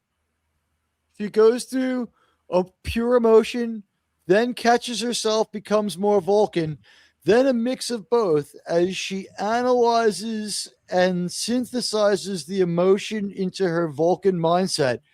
And if I could read T'Pol's mind right now and speak for her, tell me who agrees with this one. Trip has outplayed me at the game of love. They are quite resourceful at this. That would be exactly what she would say. I thought she's like, I'm going to talk to the Admiral. This was a Me Too. You know what? Very logically again. The conclusion that she needs to get revenge on him. Yep. She's planning Me Too right now. I think Mirror Universe is next, so she is going to get revenge, isn't she? On everybody for a little while. Till Hoshi gets the ultimate revenge. But that's how our episode ends. And we have a great one-off, fun, enjoyable, sexy, unafraid, genius episode of Star Trek. And I'm wondering what you guys want to add, if anything. I think we could jump to the review. I don't have anything further about the end. I'm just going to try to watch the credits here and see who the writer is. The casting was great. The costumes were great. We had a lot of great effects. Not the best effects of the season, but they're not bad. Shawn, you're back in time. What did you think of the moment when we finally have the kiss between T'Pol and Trip, where she rushes in there to kiss him? I thought that it shows that, unbeknownst to T'Pol, and in spite of her Vulcan ego, the emotional link runs both ways, and he's getting stability from her, but she's getting some degree of emotion from him. Yeah, they're coming a little closer, and I mean, she would have found a way to say that her action was logical. I called what happened to Surak at the end anecdotal evidence that humans and Vulcans who hang around humans a lot get disordered emotions, because he dies from an emotional disorder. It could be a side effect. It happened. It happened with Saval. Even Saval becomes emotional after a while. He gets angry. Hey, they've been around humans a little too long. Yeah, they have emotions. It's a matter of control. And T'Pol's, she loves him. The only thing this really throws out of order is that it's so deeply ingrained in Spock to do certain Vulcan things that it could kill him to laugh or cry. It seems like it's too soon after finding the USB stick of Surak. I see. This is that's something I hadn't thought of until now, but I see the way Spock is trying to be ultra Vulcan the same way that Worf tries to be ultra Klingon. He's like so ultra Klingon, he's too much Klingon. And Spock, I think, is a little bit that way sometimes. You're probably right. What do you think? Like he's trying to overcompensate for the half human parts. Yeah. I believe that he's trying to overcompensate for the half human part until he's resurrected Spock in 5 and 6. Yeah. Then he's 6. all right, I think 6 is the best balance. In 4, he's like 70% human. It's like, he's all inappropriate and weird. And I love that Spock, but that can't be your permanent Spock. I like how Nimoy plays it, slowly bringing Spock back to baseline, and by 6 he's baseline again. But by 6 he's evolved even beyond in TOS, because as evidenced by my favorite Spock line of all time, where he says, "Logic is the beginning of wisdom, Valeris, not the end." What I'm thinking though is in 4 he is childlike and like much closer to human than he ever is before. By 5, he's at the end of 4 back towards Vulcan, being a Vulcan, and by at 6, the end of 4, he's the Spock we need, because when he says, "Is that the logical thing to do?" He goes, "No, but it is the human thing to do," and Spock recognizes it. True. And then his conversation with his dad, with his father, with Sarek at the end of the movie. And like you said, in 6, he's functioning above where he would be. He's totally reintegrated with his original Katra, and his new experiences have added to it. So let's talk about it. We just watched Bound. We just watched Star Trek Enterprise Bound, and Admiral Teague's memory is just like misfiring like shit tonight.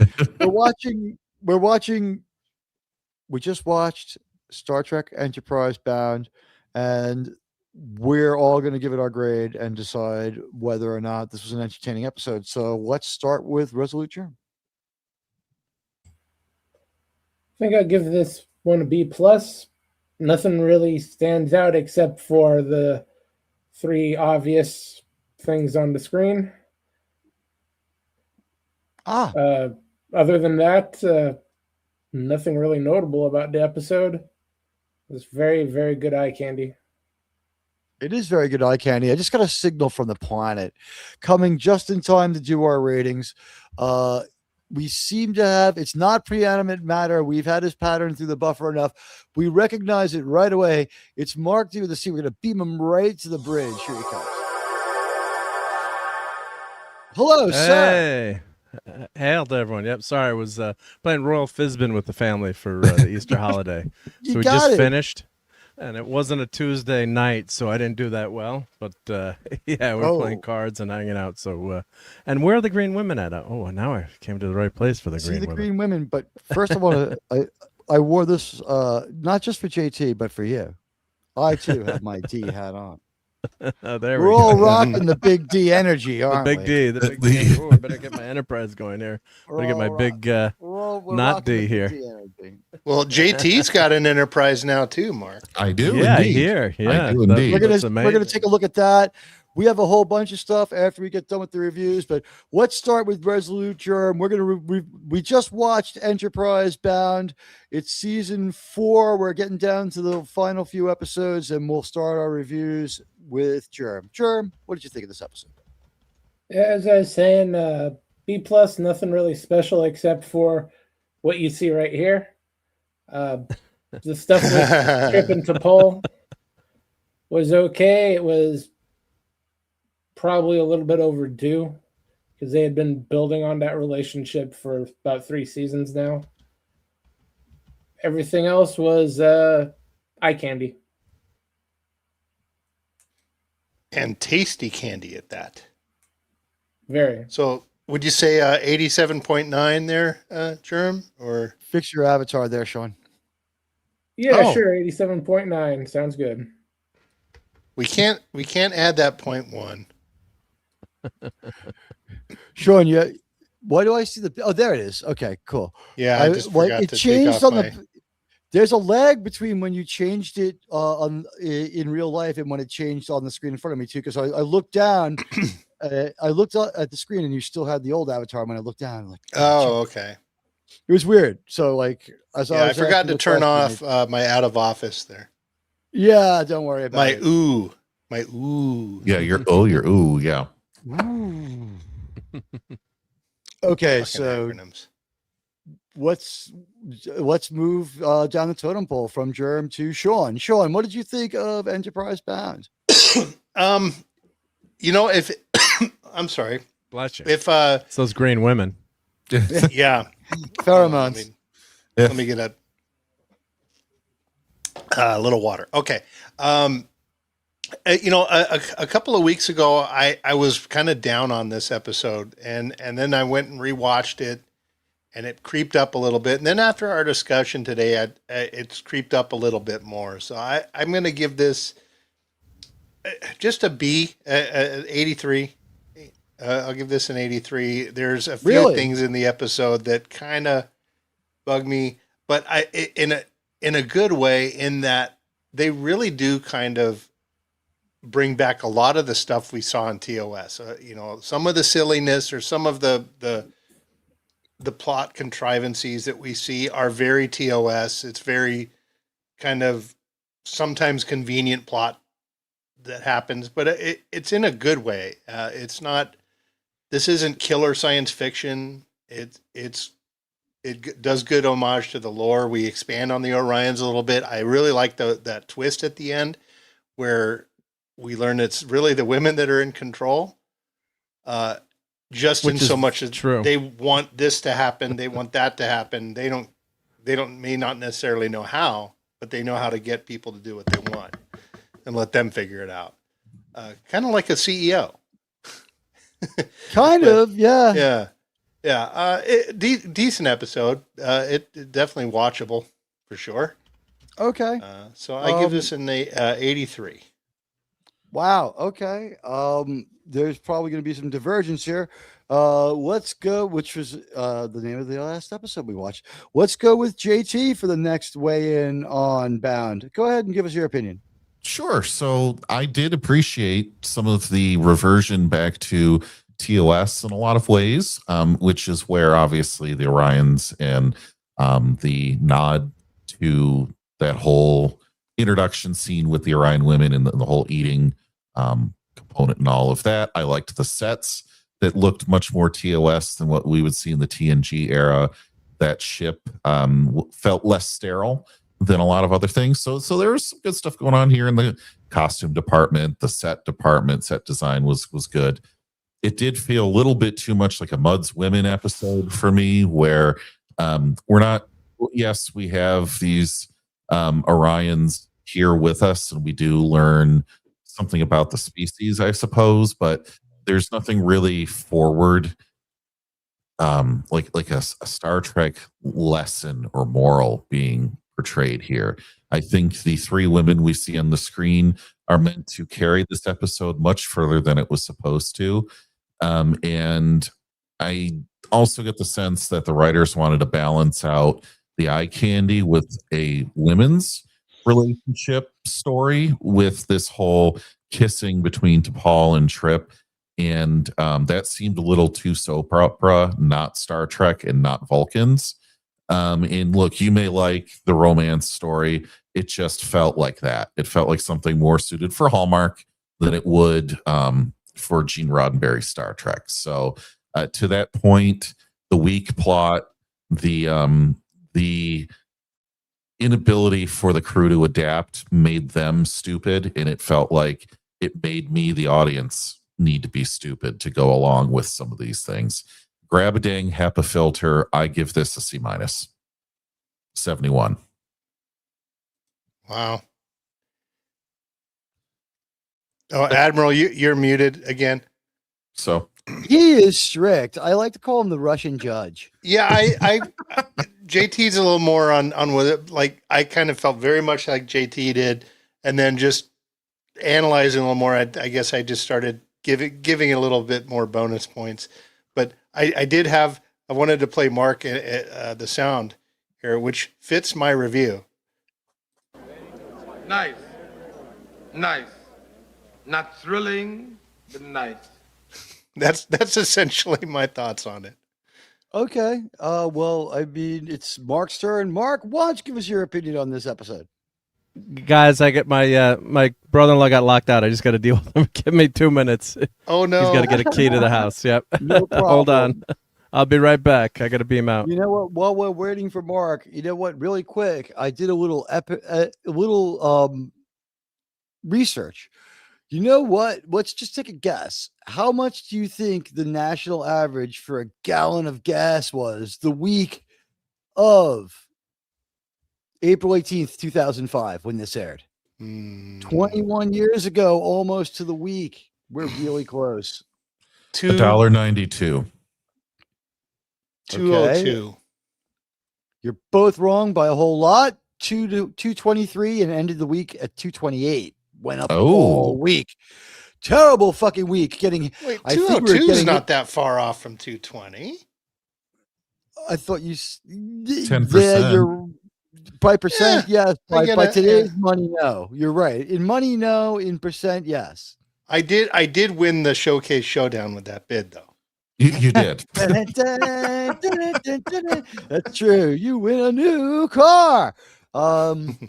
Okay, here's another one for you. What do you think the national average for a retail price of a gallon of whole milk in April 2005, according to USDA and BLS retail data from that period? Gallon of whole milk. Do I? I'm going to pass it. Oh yeah, go. Sorry, Germ. It's $1.85. $1.85. Germ always seems to guess $1.85 on the milk. Would you like to guess on the gas, on the milk, JT? I'm going to go with $1. $1 for a gallon of milk. Mark is back. Mark, what do you think a gallon of whole milk cost in April 18th, 2005, 21 years ago, just about a week to the week? He might still not be back. He's off stage. Here we go. Oh, Yeah, no, yeah. I got it. I double turned off my mic just in Go case. ahead. Yeah, I do that too. That's why that yeah. happens to me so much. I always double mute. Go ahead. I double muted, but my brother-in-law got into my mom's house, so that's good. But yeah, I was just saying it's not that $8 a gallon Far Life fancy milk we get way back in 2005. I'm going to say We had the $1.35. radioactive Parmalat back then for a buck. Everyone says $1.35. The price I got. Wait, believe I it or didn't guess. not. I didn't guess. I didn't guess. Oh, Shawn did not guess. I'm sorry. I'm glad you jumped in there. I'm going to guess $2.13. Oh, good, because if you had guessed at $1.01, I would have been really upset with you. Do we The have winner these are the prices right showcase women too, Yeah, the green the- ladies. The winner. You're a fabulous showcase. Yes, they're like pouring milk all over themselves right now. 1 gallon of whole milk national average in April of 2005, believe it or not, was $3.25 by the end of the week. It started the week. Did I win? Did I win? Shawn, you underbid massively, but you still won because Oh. everyone else thought it was like Okay.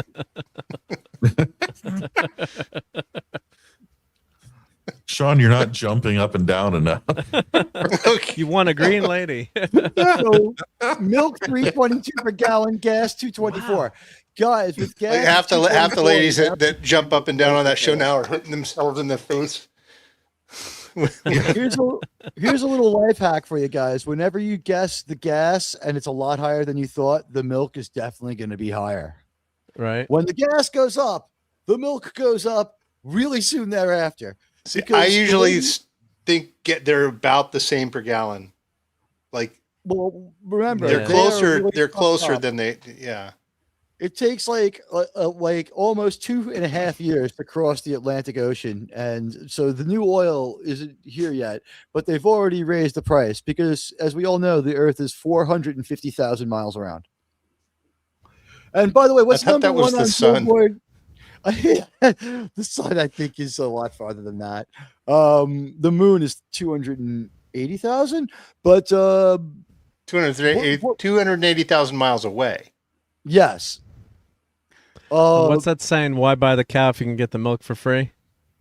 Well, that's again with the Orion women here. Yeah. Yes. Yeah. Right. Yep. Yeah. I'll take 3. I just want I would live like it was like COVID again and just wear a mask all the time around them if I could have these bitches. Oh my God. But I just like, what happened to Admiral Teague? He went into his quarters with those 3 Orion women and we never saw the 4 of them again. I don't know, but there are some strange noises coming from his cabin. I wanted to ask Mark about what JT said earlier about if the Vulcans consider, what was it? Docking in the other port, if it counts. Oh, yeah. I don't know. You get to do that every 7 years, so yeah, you might get over anxious. And only if it happens on your birthday. Oh God! Oh no. Ladies and gentlemen, views expressed. No, I'm kidding. Yeah. We're all that All right. bad. By the way, I guess I get to review this one, right? Oh, you got a question, right? This, though. Yeah. Yeah. We guessed milk and all that stuff. What do you think the number one song was the week of April 15th and 16th of 2005? I'll give you a hint. It's hip hop, not new metal. It was either one or the other that year. I'll go first. I was going to say, you're an all-star. Hey, no. Okay. You're an all-star. You said it's hip hop, though, right? Nickelback is hip hop. Although I would say this with his guess, Shawn was not off by much when he said Nickelback. Okay. I'll give you that as a hint with Nickelback, even though it's not. I think I know. Go ahead, JT. Take a guess. It had 50 Cent, right? So it'd be Candy Shop.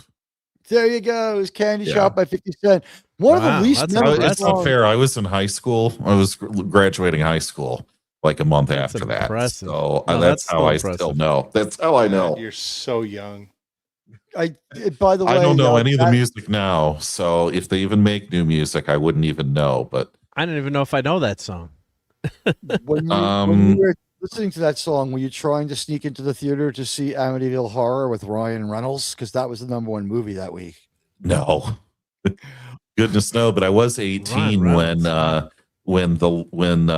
Revenge of the Sith came out, and I did just say, yeah, I'm 18. I'm just not going to go to school today. And what they can't call my parents. So, I didn't go to work. and I did. And I just went and watched it. I was like, oh, okay. I called in sick to work that day. Fuck that. I went to see the movie like twice that day. I loved it. I thought it was the best Star Wars movie of all time. Walking out, I still think it might be the best one. It's my favorite. Who on the most panel enjoyable has seen Hail Mary? Speaking of going to movies. You know what? We'll talk about football after we get Mark's review, because then I can close out this. No, the movie Operation Hail Mary. I know it's not about football. It's called Project Hail Mary. Go ahead, Mark. Tell us what you thought of this episode. I really liked it, and not just because of the eye candy, but it is it's like a fun Muds women type episode with a nice, fun, interesting twist at the end, and women really are in control, right? Let's not kid ourselves, guys, right? Behind every strong man, right? I mean, who's kidding here? I guess I've been married here the longest, but no, I mean it is a partnership. But some women, do take control or have their ways, or I think they actually said that women actually control the bulk of wealth in the world. Usually because us guys die off and women, either women inherit it and they live longer. But I just love the sly take on this where, it wasn't so, back then we didn't have all this PC nonsense or it wasn't to subvert your expectation. It was just a fun. Hello, Julia. It was a fun twist there. It was a fun twist in the end when you find out the pheromones and that the captain, everyone is being controlled really by the women. They can influence everything. And I did really like Trip and T'Pol's, relationship. It's kind of shining through here, where it's these last few episodes where Trip finally came back to the Enterprise and he totally teases her and he says, "Oh, I already told the the captain I was coming back a couple days ago," and now this episode where their psychic bond is protecting Trip, so it's just showing kind of cementing that relationship in a nice way, and. This amazing, groundbreaking sci-fi that makes you think. No, but it's a really fun episode, and compared to the drivel that we get today, it's just it's highly enjoyable, and it gets an extra grade because of these lovely ladies, and that twist in the end was a lot of fun. So I'm giving this sucker an A-. So what's an A-? Like an 89, I guess, is an A-. Yeah, 90. I think that is. JT knows more about grades than I do because I spent most of my time ignoring my report card. We go with more traditional grading scales for these, not this newfangled stuff. I think 9091 is an A-, 89 is an B+. Yeah, it's like a 90 is an A-, 90, 91, yeah, right. But it's a fun, enjoyable episode, and the character, because the characters work so well, right? So that's why you enjoy this. I mean, you watch Disgracery or Starfleet Academy. Just the characters are so cardboard and not fleshed out that it doesn't. And even if there's good moments, they don't mean anything because the characters are so poorly written. So I really had a lot of fun watching this. I'm like, oh god, we're getting to the end, and I guess the Mirror episodes are next, right? I suppose. The Mirror Darkly. Yep. And I think we might. Oh no, there's a different. What's the next we went episode? Out of order on. I think we went out of order on this one, but I think Mirror is next, isn't Mirror is next. The Mirror Darkly episodes are listed next. The actual air dates, the Terra Prime aired first before the Mirror, but for some reason it's listed as the Mirror Darkly ones are next. And we only have four more stories. DVD order, right? I guess, yeah. By air date. By air date, it's Mirror Darkly 1 and 2, then Demons, Terra Prime, and then these are the Voyages. Yeah. Wow. That was the intended original air, but that's not how it actually worked out. Oh, it's not? Oh. All right. Hey, guys, guess what, though? It's my turn. And right. I'm going to finish out our audience poll so that we can find out how they feel about this episode. Is it Star Trek? Is the question that I posed to our audience, and we got 33 votes. It is very scientifically viable. Good percentage of our community voted in this one. Let's see. Enterprise episode Bound builds on, improves, and respects lore. 36%, top answer. Subverts and rewrites lore. 21%, considerable amount. Has no real Star Trek lore implications. I think the first and third choice are both true at the same time. And I thank you all, especially everyone who liked the stream and, saw the results. We got 30 likes. I really appreciate it, but don't stop liking now, and definitely like if you come through. So I just ended the poll. Thank you so much. The winner was that number one, it builds on, improves, and respects the lore, and that's 37%. If you add has no real lore implications, you get to 58%. So 6 out of 10 people think it's really no problem. 21% felt that it really was a problem, and it pushed to most other people. I thought that it was, and let me give you my take on this episode. I thought Bound was a lot of fun, and in the spirit of Star Trek episodes, closer to Shore Leave, but with a lot of Helen of Troyes and just enough drama thrown in. And the drama was gleaned from episodes such as Elaine of Troyes and, of course, Naked Time. We have a little bit of the out of control people with just one or two able to reestablish control. And instead of having it be Kirk's love for his ship and Spock's moment of anger that refocused them enough to save their ship, in this one, it's T'Pol and Trip are kind of in love with each other, but it's a little whimsical, and they now have, like, I don't know, emotional control on both ends. Like, Trip has been dialed down a little bit emotionally. He's not the wild Florida man we saw. Their arcs, this show is coming to an end. They are completed characters. We see T'Pol have a moment of emotion because she doesn't want to lose Trip and kiss him. I thought that was great. This episode was filled with what we watch Star Trek for. Absolutely beautiful women looking great. I thought that it was an interesting new culture. We didn't go to a planet, but we saw a fantastic ship that was representative of how that culture would live. We saw an amazing dance of 3 beautiful Salamés. I couldn't have asked for 3 more beautiful dancers doing this really cool dance. It was like somewhat reminiscent of a serpent and really well choreographed, and like the way they moved and the way they and constantly with their movement, they're so good at like spreading their pheromones. When Shawn noticed and pointed out, like, you know, that they're like cats, they're spreading it everywhere. The episode took on even more brilliance to me. I always thought this was a great opportunity to go after Star Trek race's gap in lore without destroying them. We never really did much with the Orions. We hear about the Orion Merchant, the Orion Freighter, the Capellan Merchants is just as often mentioned. We don't know really shit about them, except that we saw that a few Orions here and there in TOS. So what do? We lean into an original series species. We go all out with the Orions, and we don't do any harm to them. It doesn't affect anything that happens later. There could have been a change in their society where men go back on top. It doesn't matter. But for this society, for them to be a matriarchy, I found it oddly foreboding and foreshadowing of what would happen to Star Trek. In Star Trek, what we saw happen was we had a federation made by people who thought of, you know, in terms of female supremacy. The NuTrek Federation is all women. And what happens? They don't like institutions either. So the NuTrek Federation has to be evil. So we have an all-female institution that's just totally, completely, and inherently fucking evil. It was insane. And what do we have here? We have a female-run matriarchal society where the men are completely marginalized. And what are they? They're underhanded. They're evil. They're capricious. They steal things. They are fucking manipulative. They use their power of manipulation, and they're sexy. This is one of the most interesting species that's been right under our nose for them to bring out and redeem.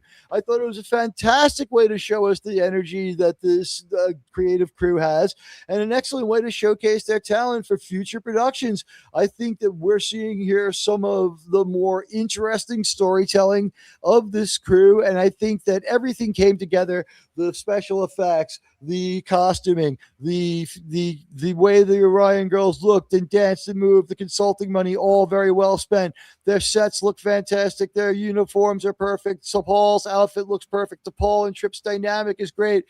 Archer is fantastic. He's the tough two-fisted captain that Kirk was. He'll still grab a woman by the back of her hair and stick his tongue right in her mouth. You gotta love that about Archer. You gotta love that about Archer. And it's just great. Like, you know, he will just do the like impulsive thing and have sex with the Orion slave girl and still somehow manage to just see his way clear to like just relent enough or like at least get stunned by Trip, you know. And Trip now has this new level of cool that he's finally stopped rolling coal, and he's taken a few of those like Ron Paul bumper stickers off the back of his Toyota, and he's not quite the Florida man we knew a couple of episodes back. And what we have is a fantastic Star Trek episode where I think that you guys really missed the mark. JT, sometimes Fun is the most important component of Star Trek. What we saw here was extremely well executed, extremely smart fun with just enough action and adventure, and just enough adventure in space with high-end space battles, even though they were rather short. High-end and high concept dancing that was more enjoyable than any dancing we've gotten from NuTrek, and we've gotten hours of it. This was an A+. This was a really great episode. This is what Star Trek is supposed to be in a 26, 23 episode season. We had an episode that stood outside the other episodes where everyone had fun. We're not going to mention a lot of this in our log. We heard about the Gorn. We're going to forget about this day anyway. It doesn't matter. You know what? Mr. Kelby did nothing wrong. A+. Gentlemen, I think that this was a strong and well-written episode. I really enjoyed it. I thought that the female actresses were absolutely fantastic. I missed Hoshi being in the episode, but that's always a flaw that could be, remedied with just more Hoshi.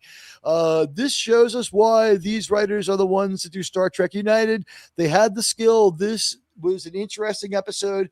Everything about the way they used their pheromone weapon was well illustrated. They showed and didn't tell for a really long time till Flock spells it out 50% of the way through the episode. As we look back, the clues are there. It is brilliantly choreographed and moved. I think it's great. A+. I think their pheromones got to you. I agree. I'm just kidding. When I was that's totally valid. Totally valid grade. So at 99, 98, 9. That's what I'm going to go with. I'm going to go with an A+. It's 100. It's as good as it gets. This is everything you watch Star Trek for. We had a little fight with the phaser. We had some, cool confusion. We had some back and forths between the crew.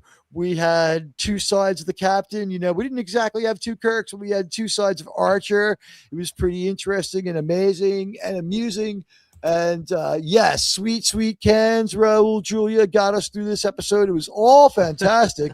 And I just want to say, I think this is why we watch Star Trek. This one was fun.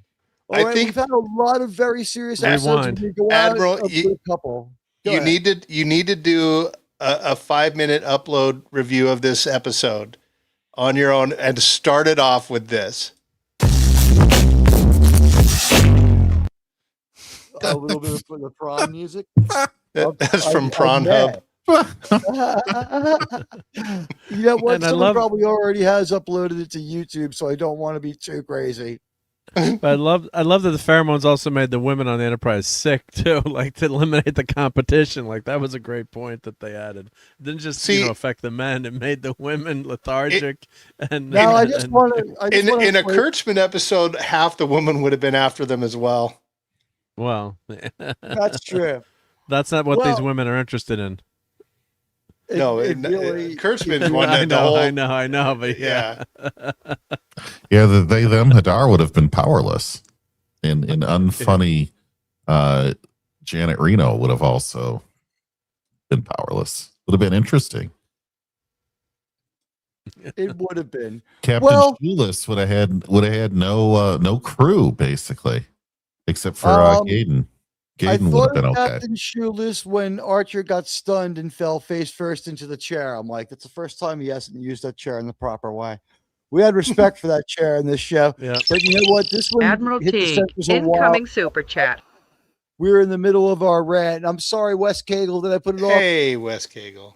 Wes Cagle with a $2 United States super chat brings you this portion where he says, and women with great cans. Well, let's see if I have some video of women with great cans. We could be a little transformative because the Star Trek segment of the show's over. And we're just going to talk for a minute about something of interest to the panel. We will show off JT's model. JT, if you think you could safely get that, start getting that ready. We have a treat for you with Sydney Sweeney is Shawn. Sydney Sweeney is an Orion in the next Star Trek United. That'd be amazing. That would be fantastic. That would get the eyeballs onto the show. Make her number one on the show. More than 40,000 average, right? She's just about 30 years old. She could be number one. I would take her as number one. I think that the best choice, if you want to keep everybody off your back, including the wokies, I think Star Trek Academy proved that, like, honestly, I'm going to abandon that thought right now. We can forget about it. And this is the first time anyone ever wanted their super chat taken down. But now you can see those cans better, right, Wes Cagle? Wes Cagle, sir, thank you very much. The Sydney Sweeney Silicon Valley can report is brought to you by Wes Cagle. Sir, actually, after seeing them in that movie, The Housemaid, is that what it's called? Oh, wow. They're really good. I don't remember much about the rest of the movie. I just watched Waiting for the Cans, and that's all I thought about. It's to the point where I don't remember much about any of the rest of the movie. I just remember her cans, and it was almost like I watched that part of the movie over and over and over without any ability to really refocus on the rest of the movie. And then after that part was over, I didn't care what happened. And you know what? It was strange. In the theater I saw it in, the projectionist was kind enough to go turn the movie up to 3 times speed after the nude scene. You could feel the vibe coming off of me.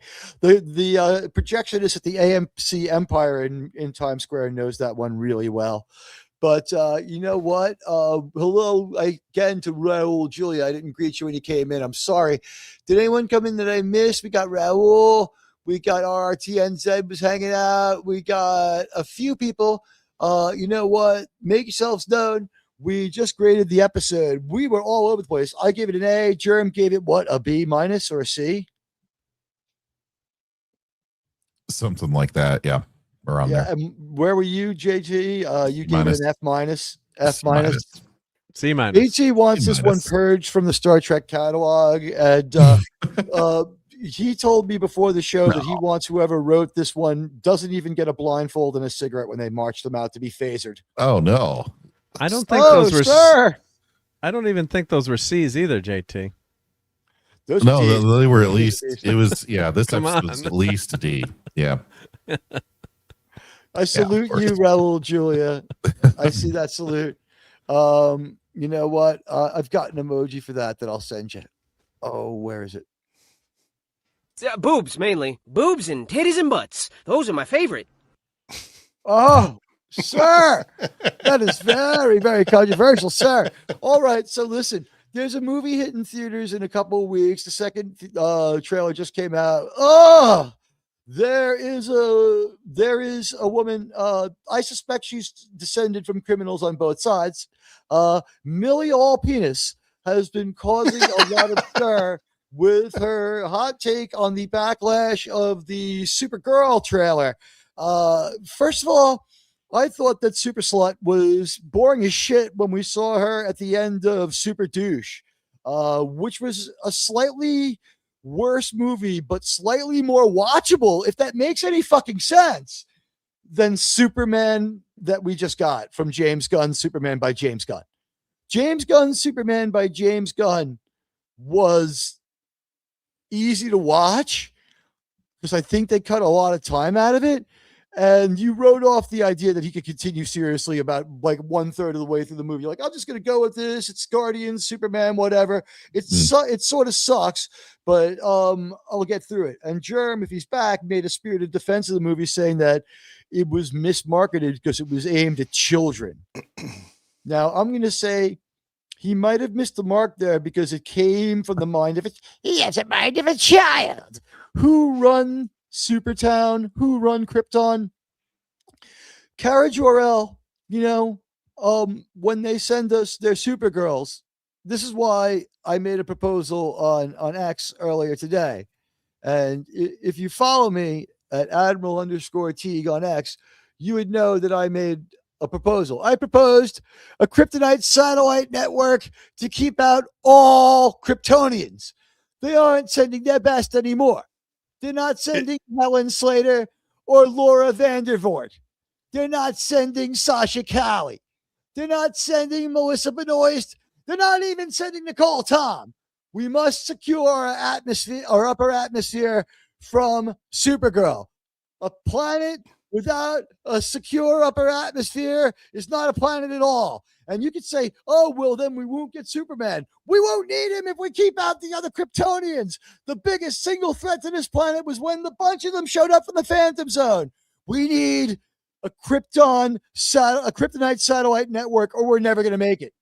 Gentlemen, I go for just some omega-47 molecules. And they can encircle the entire solar system. Yeah, you can use Love how they left two that- mines, and then the whole solar system. Yeah. Right. They left that plot till season 3. The arrogance. We knew that they would never leave us with a decent ending, but to leave that Star Trek plot for season 3 when you only cranked out 2, like you weren't trying larceny every single way. That show is just going to stop. But here's the good news. All of NuTrek is just going to stop. You know, before we go on with Millie Allpenis, let's just talk about this for a second. We found out 400.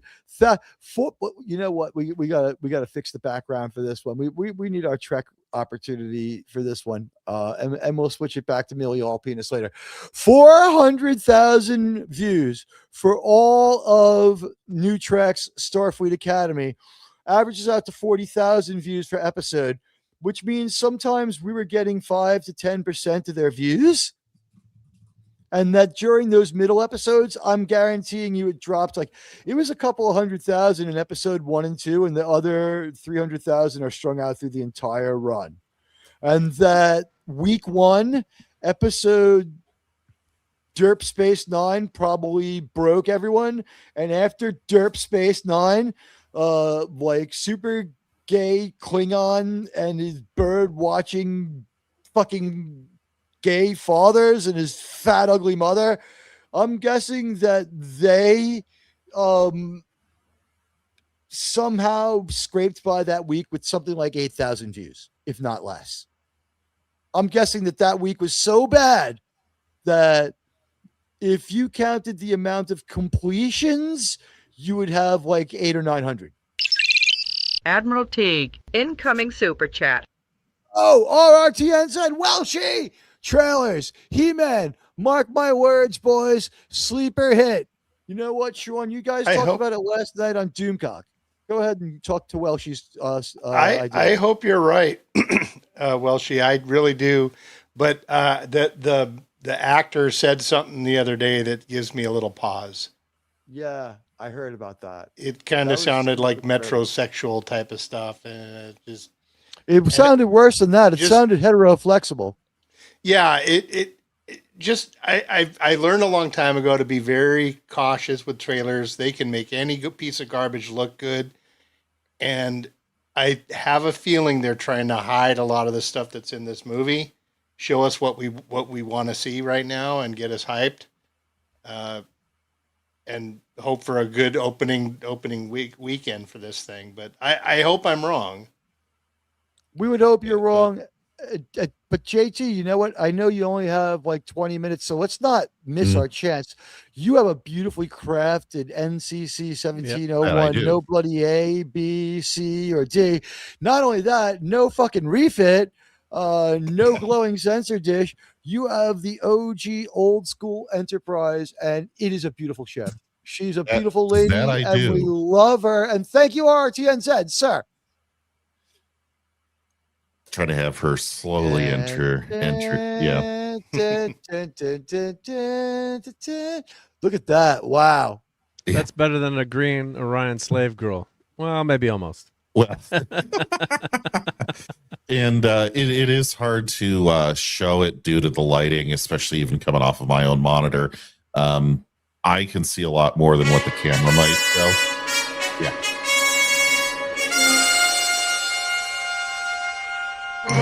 Yeah, like half of it's out of the frame there. Right. But so like, and it's hard to see. The lighting on the impulse engines is really nice. It's a red color, but it's just getting washed out. So you have nacelles with lighting, including in the back there, you have some running lights that blink. Very, very well done. Engines are on. Yes, the impulse engines are on. So you have more coloration here, more lighting in the back of the ship. Yeah,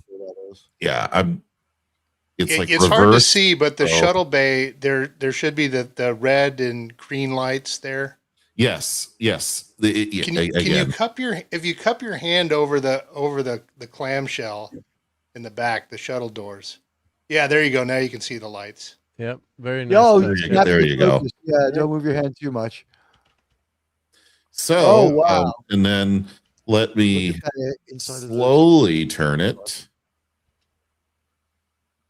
Wow. You also may have caught it a little bit. You might be catching it some, but the lighting is rotating on those Tough nacelles to see with the in light. the But you can front. catch it a little bit, but yeah. If you look at the nacelles, the Starfleet logo on them is an alternate Starfleet logo. It's the one that's going to be on Archer's uniform and everyone's uniforms in Mirror Darkly. And then there's beautiful lighting underneath here. There we go. I think it's finally getting into view. Well, yeah, it wants to focus and then not.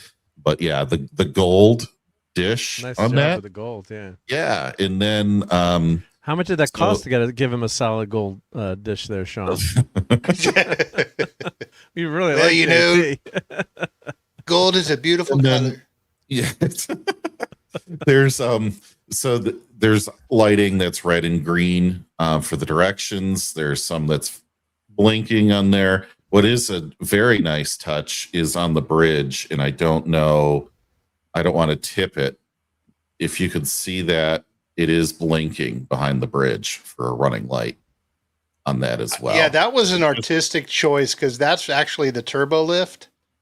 But I thought it was a good place for a strobe light for the nav. So it looks tremendous in real life. It really does. My camera is not doing it justice, but this is a beautiful angle for it. Well, they're all beautiful angles for this thing, but she looks good from every direction. Oh yes, especially head on like this.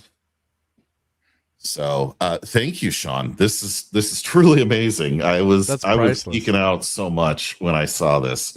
You're welcome. I turned the lights off in my room and just sat there looking at it for a good half hour.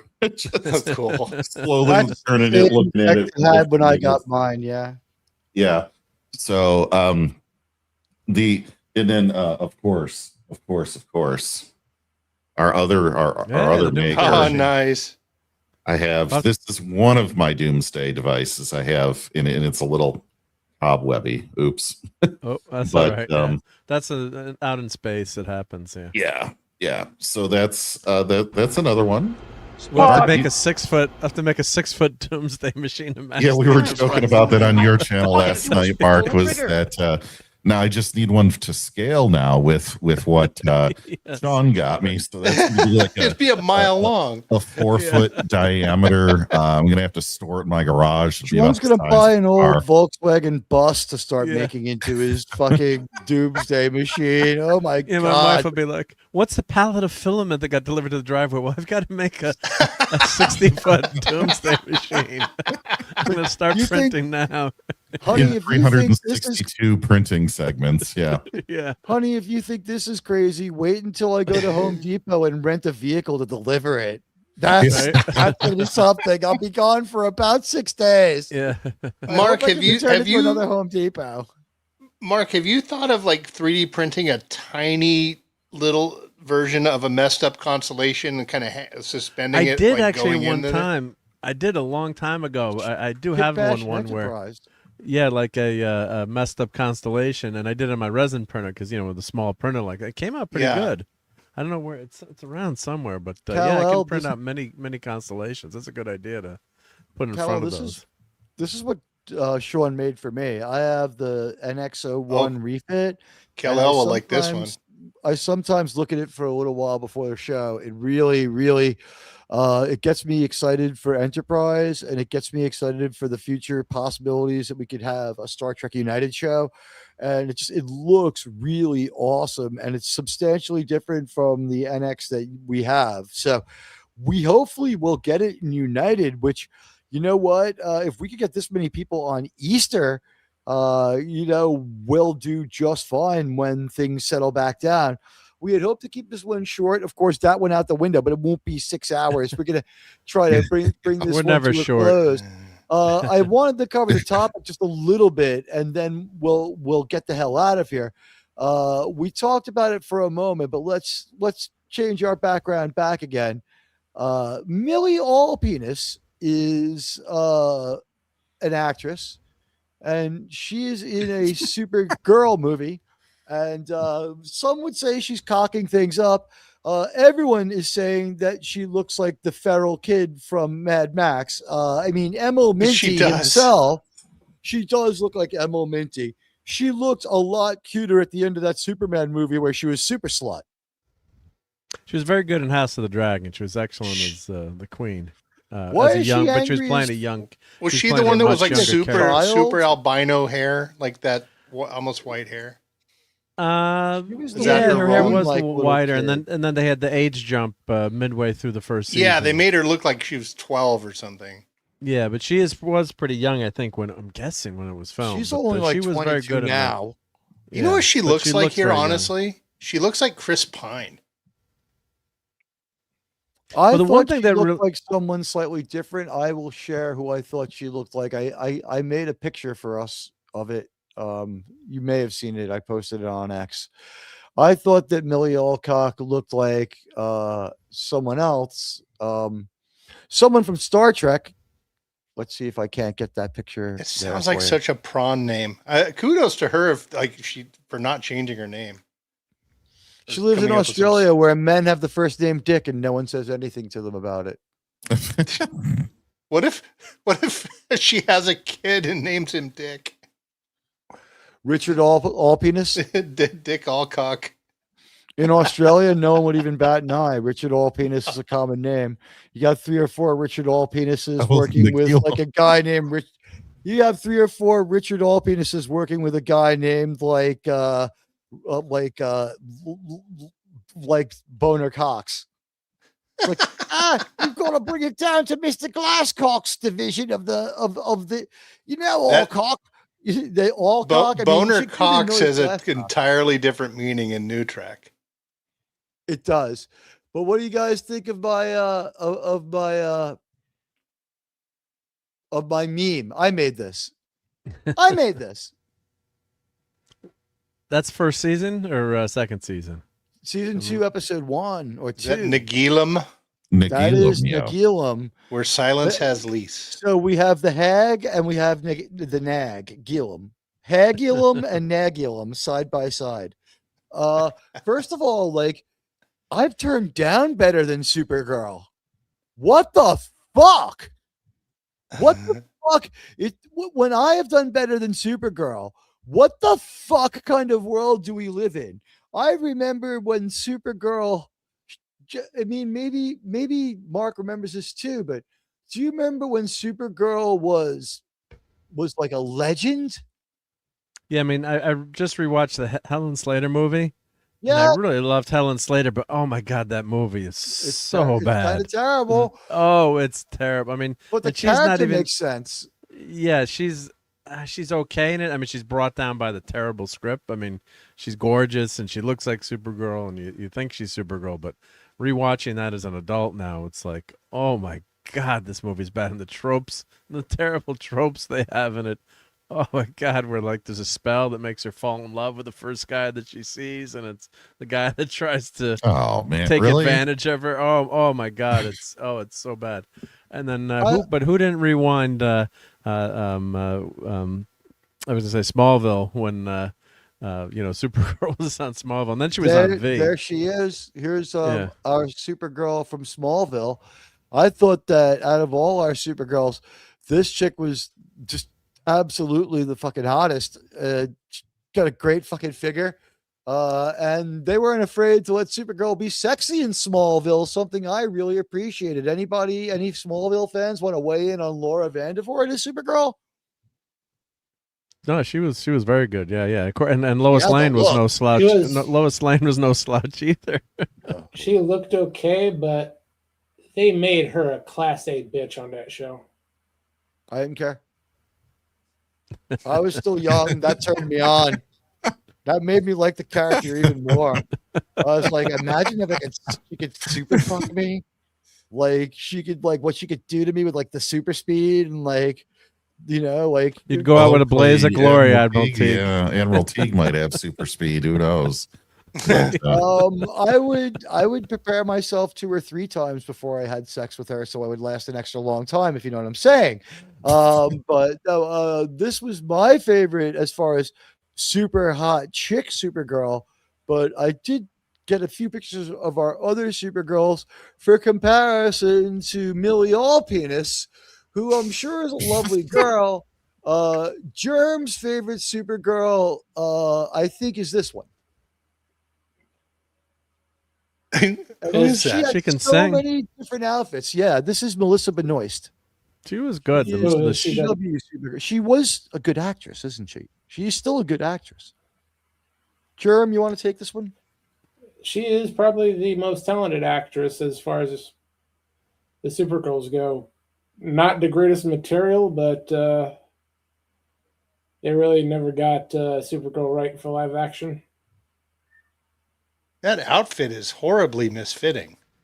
If you think this one sucks, wait till you see the other one she had. She changed the pants. Yeah, she changed the pants. But she did say it was very cold to film in Vancouver, the skirt, and I've never worn a skirt in Vancouver up on a crane. So I can imagine. She's like, that one's a better picture. But that show went so unbelievably woke and insane. I mean, they had an episode where Wonder Woman, Linda Carter, became president of the United States as an actual illegal alien, like an alien from another planet. We liked seeing Linda Carter again, but it was just like, wait, what the fuck? And is one of these Millie Allpenis and one of these Melissa Benoist? Because I know it's definitely Melissa on the right, but is that Millie Allpenis on the left, or is this just two different iterations of her pantsuit? It's Melissa on the left, and that is the one from Smallville, I believe, on the right. Okay, so Allpenis isn't in this one.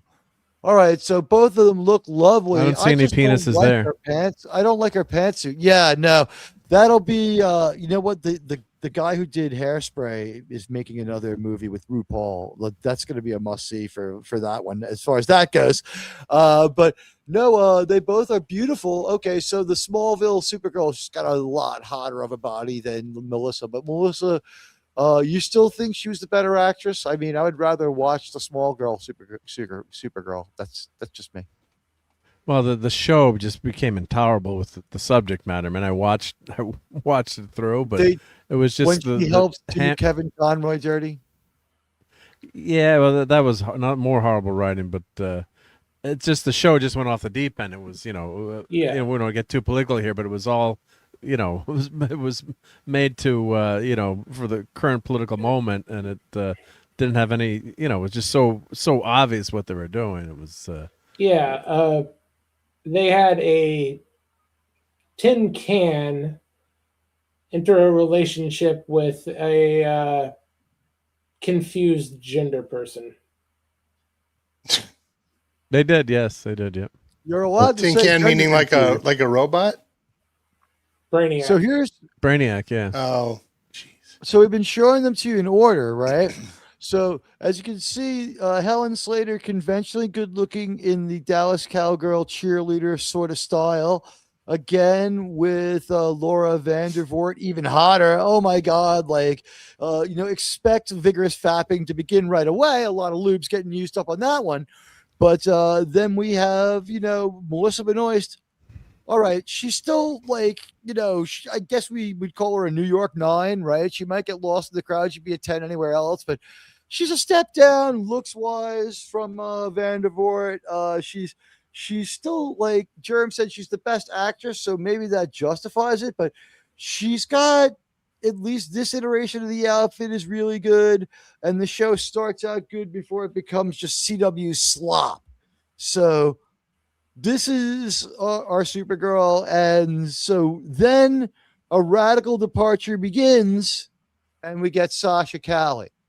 The thing is, her movie didn't go anywhere. Her part was reduced. There ends up being no Supergirl movie because the Flash, DC Snyderverse reboot, failed in a way that, did anyone not see this shit coming?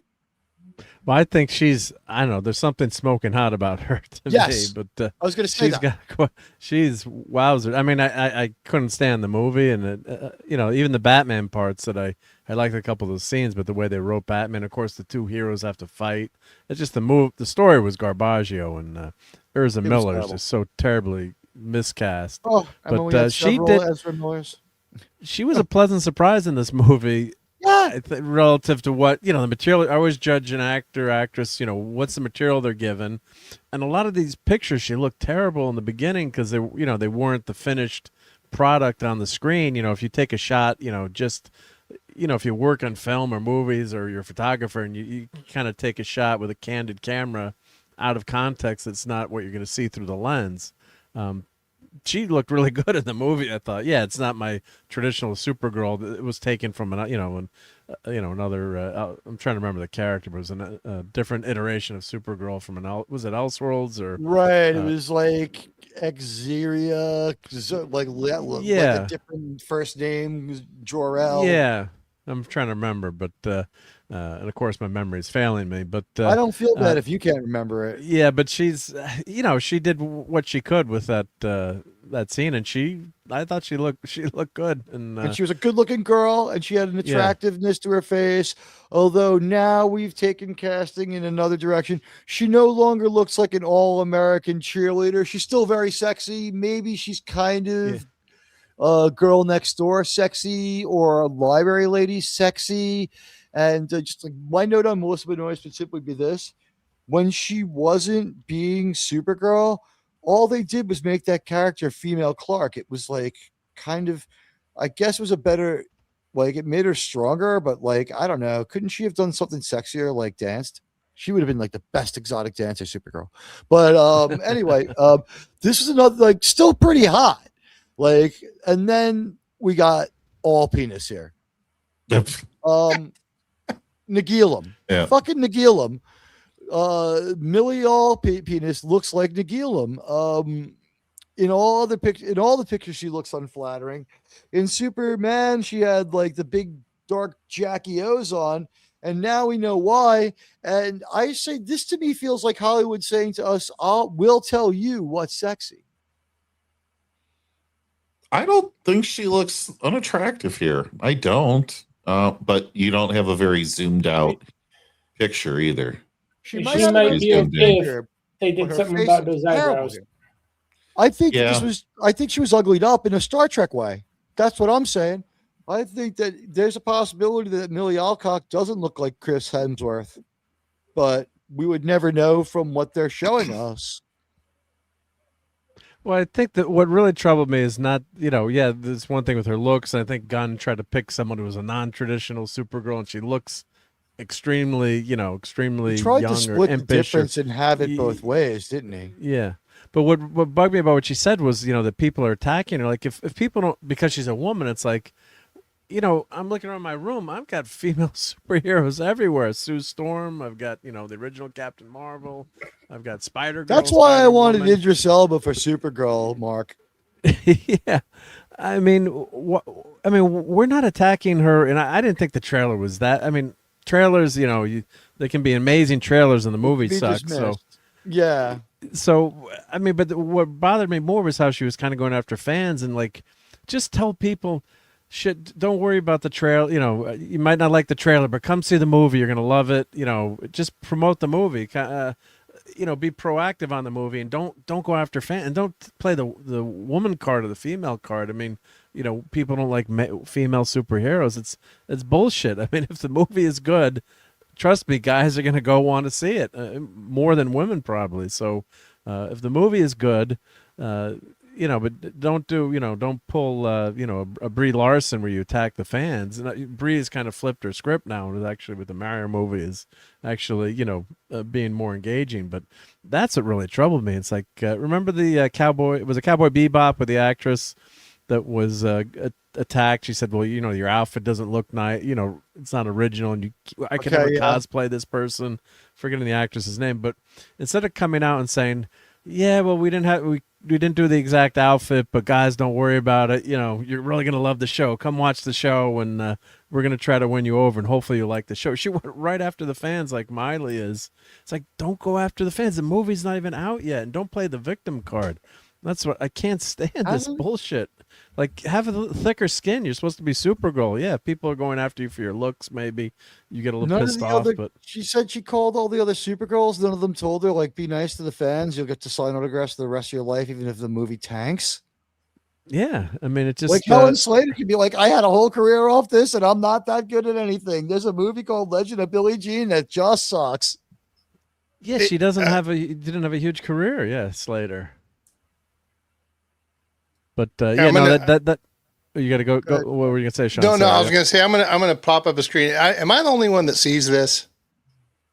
They look like eerily like siblings to me. Well, remember Chris Hemsworth was cast as Chris Pine's father. So yeah. There's a resemblance there, according to J.J. Abrams' wife, who thought they were the same person. Yeah, and called. I think it's the eyes. The eyes are very similar. She couldn't tell them apart, and she called them both Chris, and they could tell. They could tell. Well, I mean, if you cast them as brother and sister, that would that could be Luke and Leia, right? Just point that for type of thing. Them, it would be father and daughter. Well, Pine's a lot older than that now. Pine's a lot older. Yeah, I know, but yeah, Hemsworth's like. Yeah. We saw his daughter. She's like 16 by now. She was in that terrible Thor 5 movie or whatever. Love and Blunder. Yeah, with Natalie Portpenis, and I don't have a good feeling about this movie. I think that this is by far the not this one. I'm sorry. We have by far the least attractive Supergirl we've ever had by a lot. It's not Supergirl as we know her, unless they want to say, oh, she has blonde hair and blue eyes. No, I'm sorry. Like, Supergirl does not look like she needs a half of my crew, maybe a third, to experiment with and kill. Supergirl is supposed to look like someone who cares about justice. There's our Supergirl. I recognize that Supergirl. All right, Admiral. Germ and I Okay. have to get going. Yeah. We will beam you gentlemen off. Happy the bridge. Easter if you. Yeah. Happy Easter, Mark. Happy Easter, crew and Admiral, and happy Easter to the chat. Yeah. Good Happy day, Easter, everybody. gentlemen. See ya. Be Eat way too much chocolate tomorrow, please. I think we are kind of ready to wrap it up anyway. We've made our point. We've got a really weird Supergirl movie coming out. I guess interest is really low. It's Guardians of Supergirl. It really seems that way. Are we gonna get those retarded fucking robots again? The Please, robots no with more sense of retarded humor robots. that don't have a sense of humor. It is not going to do well. Superman lost money. They say it generated $612 million, but if it cost $300 million, they say it might have cost $300 million more to advertise, plus the 50-50 split with the movie. Oh yeah, theaters. they've lost money when you include marketing. Yeah, they dumped a lot of marketing into that movie, and it lost them money. I wonder how much the toys and merchandise made, because that's sometimes where they save the movie and the toys and the merchandise. But you don't hear, but it's tough to find out. That's true. Licensing. Superman got lost with all the other Superman re-releases, and they made nothing. Would be my guess. I just think the toys were that popular. Turtleneck Superman or whatever, Mandarin collar Superman, just sort of stands out among the rest of them for some reason. I'd buy a Lois Lane figure though, that's for sure. She's. I have an inflatable though. I mean, did you know that she is Marvelous Miss Maisel? Niece? Yeah, Miss Maisel. What's her? She's Miss Maisel. And she's Kate Spade's niece, the fashion designer, and somehow she's also related to Kate Spade's husband's brother, David Spade. Yeah, which I think needs to be looked into. I don't know how she pulled that off. I think now she's just boasting. I'm trying to remember, what the connection was there, but I looked up on Wikipedia. Stone's it was like her sister-in-law. Pierce Brosnahan. Kate Spade was her aunt. Yeah. Which makes David Spade's brother her uncle, and David Spade also her uncle. But that doesn't make sense because David Spade's brother would have to be her father for Kate Spade to be, because Kate Spade's name was Kate Brosnahan, I'm assuming. And is she related to former LA Times editor Pierce Brosnahan, who was married to Sharon Stone?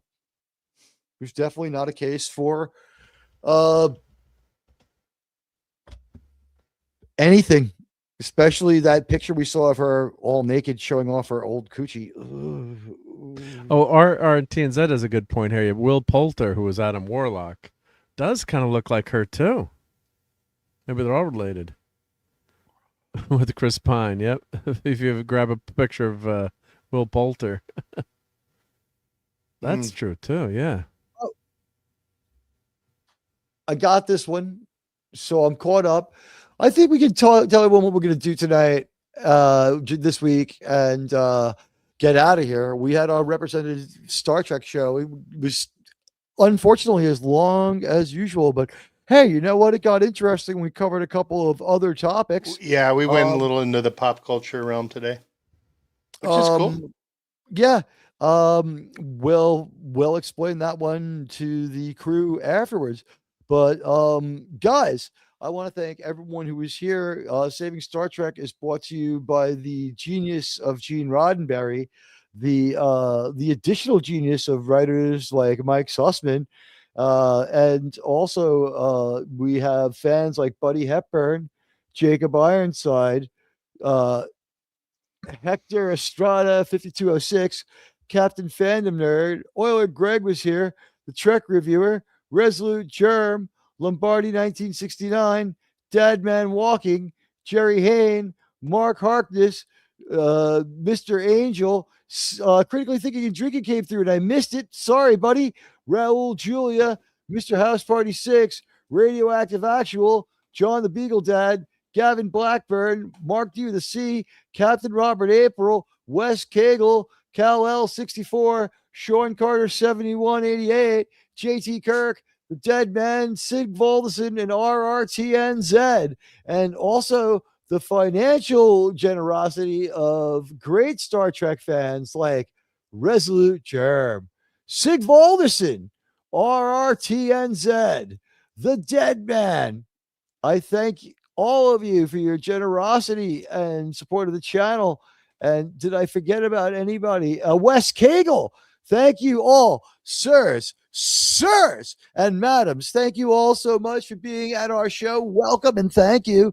Now I guess we'll see everyone during the week, and we'll let Sean first, because I always forget Sean. Sean, what are you doing this week? Hey, well, guys, I finally got a video up on the model channel. I started the USS Voyager. The video is actually performing a lot better than I thought it would, given how long I was away, but I got some nice comments from people and more content coming. So there you go. Sci-Fi Model Guy. Go check it out. And can we please see the incoming Sydney Sweeney video today before Sydney Sweeney? Will absolutely see the incoming. Given all these beautiful images, I'm not ready to let them go yet. I'm not ready to let it go either. And let's ask Mark D with this. Yeah. Sean, we saw you grabbing the Astrolube before when you thought the camera was off. We know the deal. Okay. So Astrolabe. It's right here. Yes, exactly. Well, that was let's remember I was streaming years ago with Arwen Avalon and Klobby and Scuba Pete, and I mentioned I just happened to see the clip came up again. There's an astrolabe, and it's how they would describe the motion of the planets, and then Arlen thought I was saying astrolube. Well, it's on my channel. Isn't it Astroglide? Not that I would know. Well, there's that or that, but I'm like, it's an astrolabe. It's like an ancient, scientific instrument. Yeah, actually, on ships captained by strong women, they have astrolabias. But there you go. No, I'm definitely going to confession on Easter. Sean, don't breathe, Sean. Sean, breathe. Would Sean have to keep like a brown paper bag next to his desk so we can be reassured that he's not going to black out? Okay, so what are you doing this week? Sorry, Sean. Well, in other news, I will have an Easter edition of Sunday Night Geekery, 10:30 p.m. I will be stuffed with candy and ham and Easter eggs, but we'll be there. So if anyone wants to come out on Easter Sunday and hang out and talk, sometimes I bring out some Easter themed comics, or there's not as much pop culture for Easter. Christmas kind of reigns supreme in terms of all the films, movies. But I think one year I found Spider-Man on the Electric Company for Easter, which was pretty fun. So maybe I'll dig that one out again. That old classic comic. I remember that one. That was the first live action Spider-Man. Right. Yeah. And he never spoke. He just made weird sound effects. You know what? So I'll be back on Tuesday if I'm not working, and I'll be on Tuesday night and also Tuesday afternoon with the Outcast Creative and Lance Nielsen and all those guys. And then Sundays, except for this Sunday, Admiral Teague does Miami Vice with Northern English Bastard. It's actually a great show. I'm enjoying watching Miami Vice. And with that, I think we have some videos Shawn said he wanted us to play before we played the other one. So let me find my media opportunities. We're going to play. I can do it. Go ahead and trigger that one right here. Okay, guys, here we go. Incoming Sydney Sweeney video. Set burners to full. Lubrication supply sufficient for projected fapping level. Paper towels to standby. Turbo lift door secured and locked. Wives and girlfriend interruption probability at 12%. You may commence masturbatory actions at any time. This is a personal massager. Oh dear God. Mark, can you? My life. I've wanted to lead a lot of men in a desperate battle. I'm going to do it. I am going to be allowed to fulfill my destiny.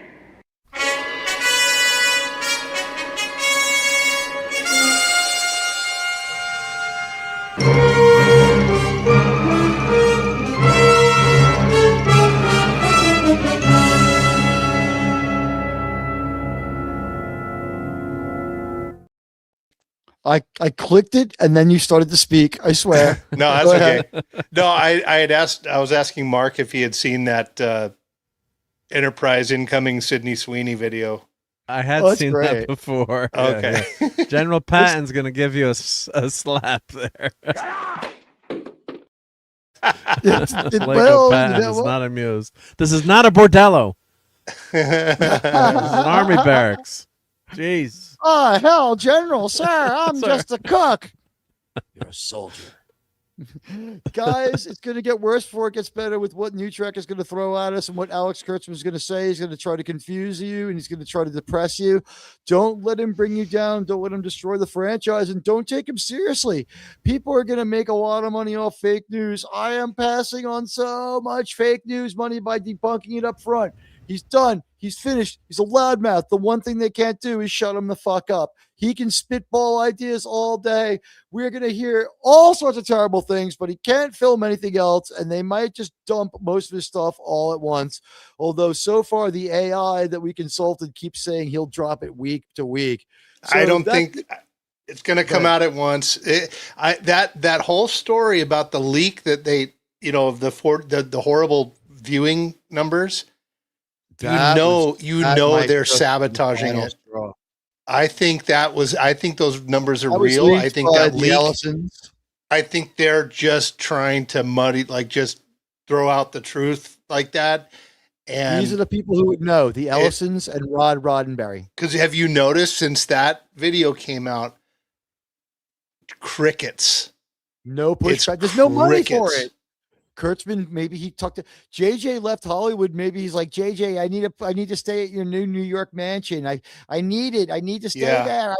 Please help me, JJ, please help me. I have no talent. JJ, please. Like, dude, there's only enough room for two people with no talent in this relationship. And I'm already married. And my daughter's a talentless pop star. Do not buy the Gracie Abrams record. Okay. She sucks. And don't make him into a multi-generational talent. Nobody needs that. Tuvok! Doesn't anyone see that this is wrong? I'm sorry, I meant Tuvix. We all hate Tuvok. All right, good night, guys. We love you all.